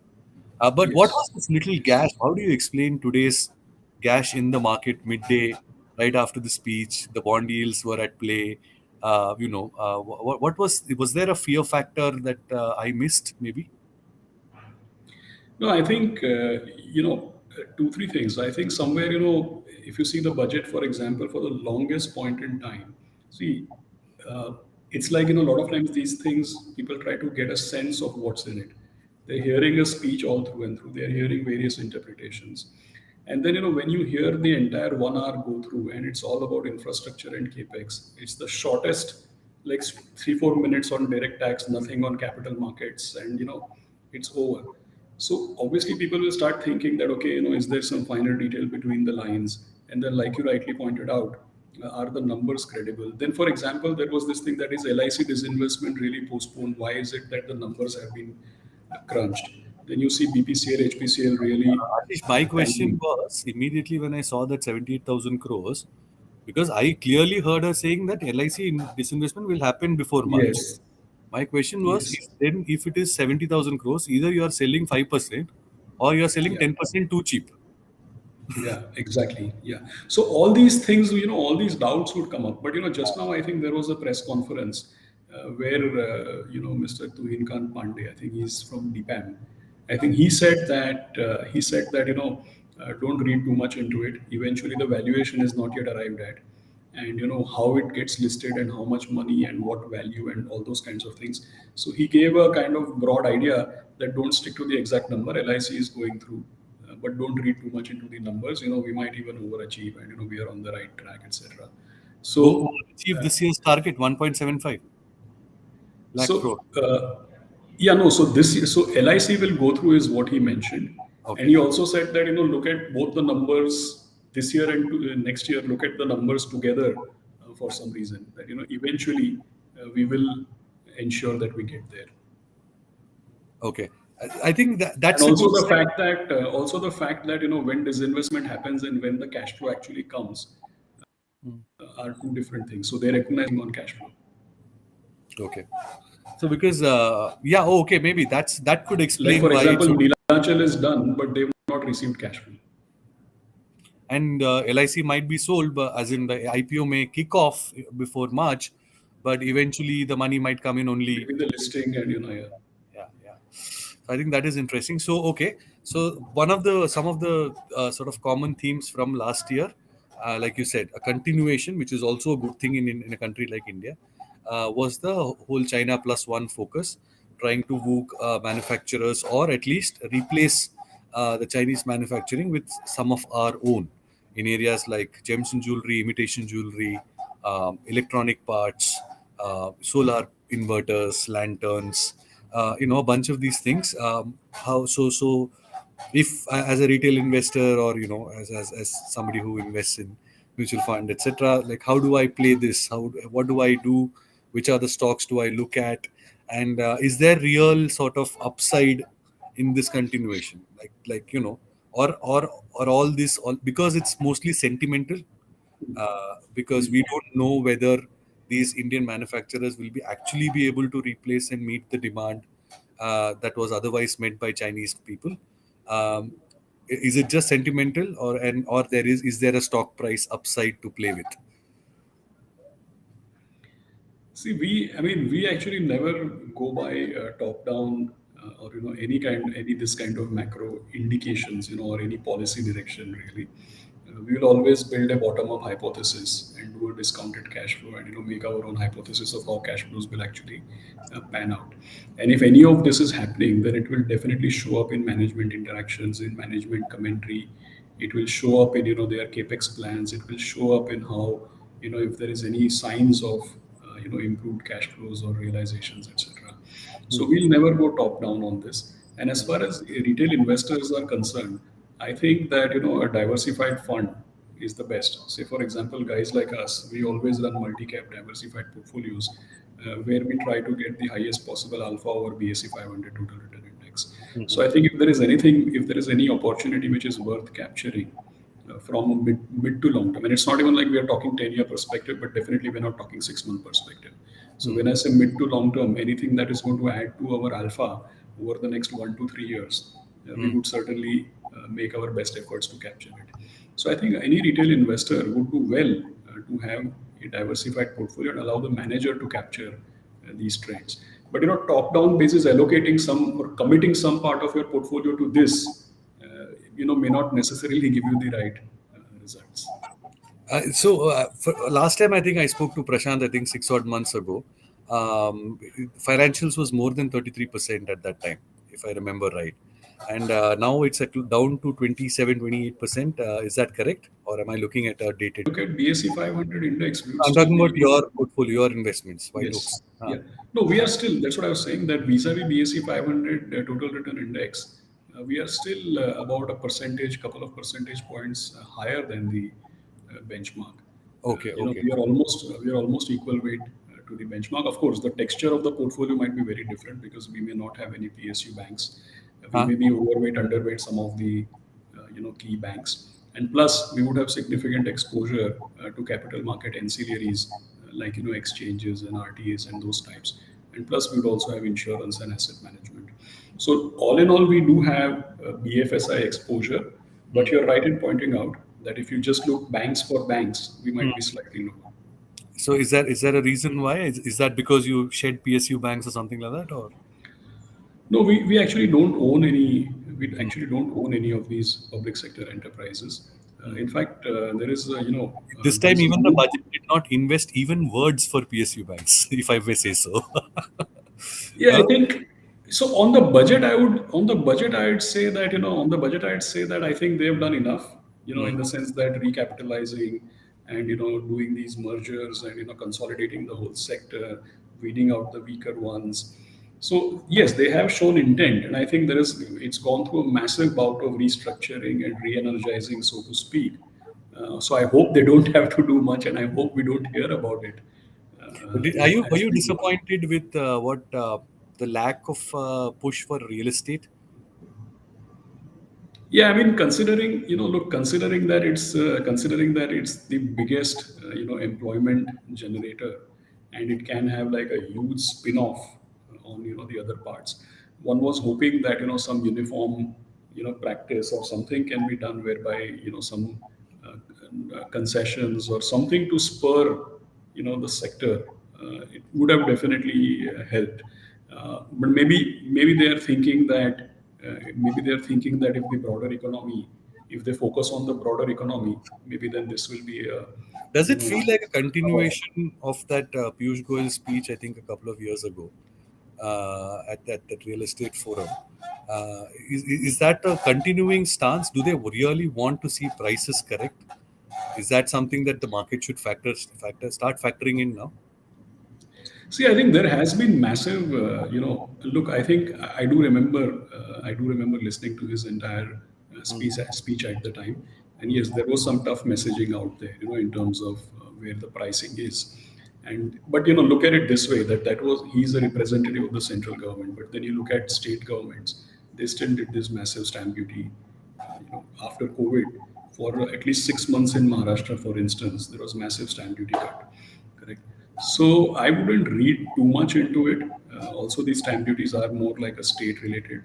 Because the economic survey also pointed out, and I don't know if it's explicitly said, but I saw the data, and there it showed that the number of sales may have come down, but the price is still high. Like the recovery is in value, not volume. Yes. So look, that was because in the early stages, like if you look at, for example, 2021, for instance, it is well covered that, in Mumbai, Delhi, wherever you see, it was first the affluent. But, look, anecdotally, one knows, like I'm in Mumbai, so anecdotally we know what kind of discounting has happened compared to what the quoted prices were. But all that inventory cleanup was basically, got to do with the affluent areas. But in recent times, if you do ground channel checks, in recent times you can see even the from a Mumbai, Bangalore, Delhi perspective, or Gurgaon, for instance, what is called middle class. I wouldn't strictly call it affordable, but if you call what is middle class, then there is already a trajectory kind of building up. So my sense is that maybe they are thinking that if the broader economy revives. Plus, I recently read somewhere that ITES, 40% of real estate demand comes from IT sector employees and from NRIs, right? So maybe they think that if the economy is doing well and certain big sectors are doing well, then this will automatically see some kind of uptick on its own, and they seem to be focusing only on the I think I've tried too many PMI. roundabout ways of asking you. Would you advise investment in real estate stocks or I'm No, so if you really ask me, I have been a votary of investing in real estate. I am not in the camp, where, for example, a lot of times I've seen personal finance advisors also telling youngsters that don't take a loan and don't buy a house.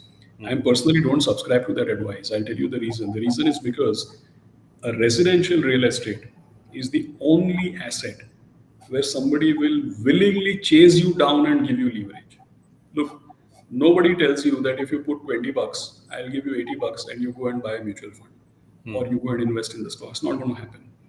But the only way to ensure discipline, even if it is EMI, the only way to ensure disciplined, systematic investment, building an asset in your young days, like I did it. I mean, I'll be honest, I bought my first house when I was 27. Right? And I could do that only because I paid 10 bucks and the bank paid 90 bucks. And then few years down the line, it gave a massive appreciation.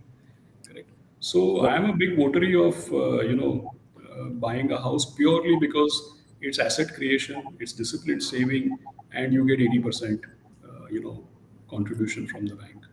but that appreciation is the one question, and also real estate stocks is what I meant. So real estate stocks, look, I think massive consolidation has already happened. We are at historic low interest rates. I think if you take the tax benefits, then home buyers are paying less than the government of India in terms of their in terms of the borrowing cost, right? So I think that we are at a. I think Mr. Parekh was also quoted saying that we are at a historically highest level of affordability, and seems to stand to reason because for 10 years prices have gone nowhere and interest rates are extremely low. So and plus massive consolidation in the sector, right? There are very few players now. So I think that and prices. I mean, frankly, you don't need me to say that the prices have already gone up in a big way in the last year or 2 years. But I think there is still some headroom, is what I would say. If you were to sort of play the India's consumer basket, how would you reposition yourself? Which are the segments that you would say dump those stocks and pick up, play one kind of consumption over another because obviously there is inequality. Yeah. No, so I think that if you really ask me, it is still got to do with discretionary consumption, right? If you ask me what has a real long way to go, then I would say all forms of white goods and consumer discretionary has a really long way to go for multiple reasons. Actually, that again, I'm sort of invoking the economic survey here. It made an interesting point about because they were looking at white goods as well as two wheelers in the same bracket because same purchasing, Correct. same audience pool, and so white goods have still shown growth, whereas two wheelers have not. Have not, yes. So So I was coming from, I was, there is talk of this K-shaped recovery and there is talk of inequality, which we can see. And clearly what you're mentioning about white goods versus two-wheelers is a case in point. Because two-wheelers, definitely, a lot of it depends on rural demand and how certain segments of the population are doing. Whereas white goods, at least, goods, a lot of segments of white goods has got to do with urbanization and nuclear families and this whole COVID related work from home and all those kinds of things. But I would still put it this way that the number of gadgets that populate a particular urban house, I think that is still set to see. I mean, the wallet share of white goods is yet a long way to go. So I guess that would put IFB, Whirlpool, Blue Star, and all of those in, stocks for you to watch out for. Is there any before I let you go, Ashish? It's 4:30. I know we've all had a long day, of focusing on the budget. Is there anything important that I have missed, both from a market standpoint as well as from a budget alone standpoint? Is there something that you would like for me to highlight? See, I think there is one thing about this budget, which is that, for example, it leaves you read the economic survey with the budget. So the budget talks all about capex and engineering growth, right? But we are entering into election season for the next couple of years, and the budget outwardly has no populism and no dole-outs and nothing of the type. But the economic survey also says that through the COVID period, you have seen that we've been agile and we've been calibrating policies, etc., etc.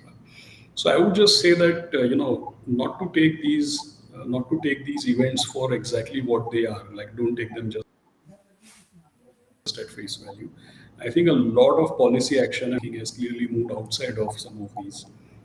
So I think progressively the importance of budget has come down. I think this time it's gone even further. It's like we'll play it by the year and we will do what is needed to be done.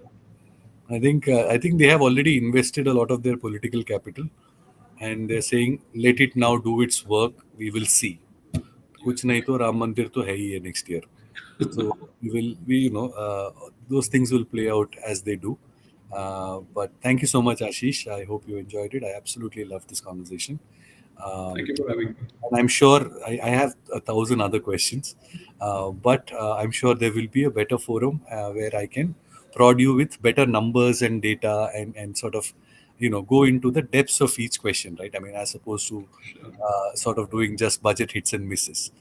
For this moment, because everybody cares about budget, and I do for the 15th year in a row, it's still as exciting to see what the numbers are. And I'm sure as we go forward, for those of you watching here, our reporters are at work. They are digging through the fine print on the budget. And so are people like Ashish, who will help us spot those things that our reporters don't. And so visit businessinsider.in.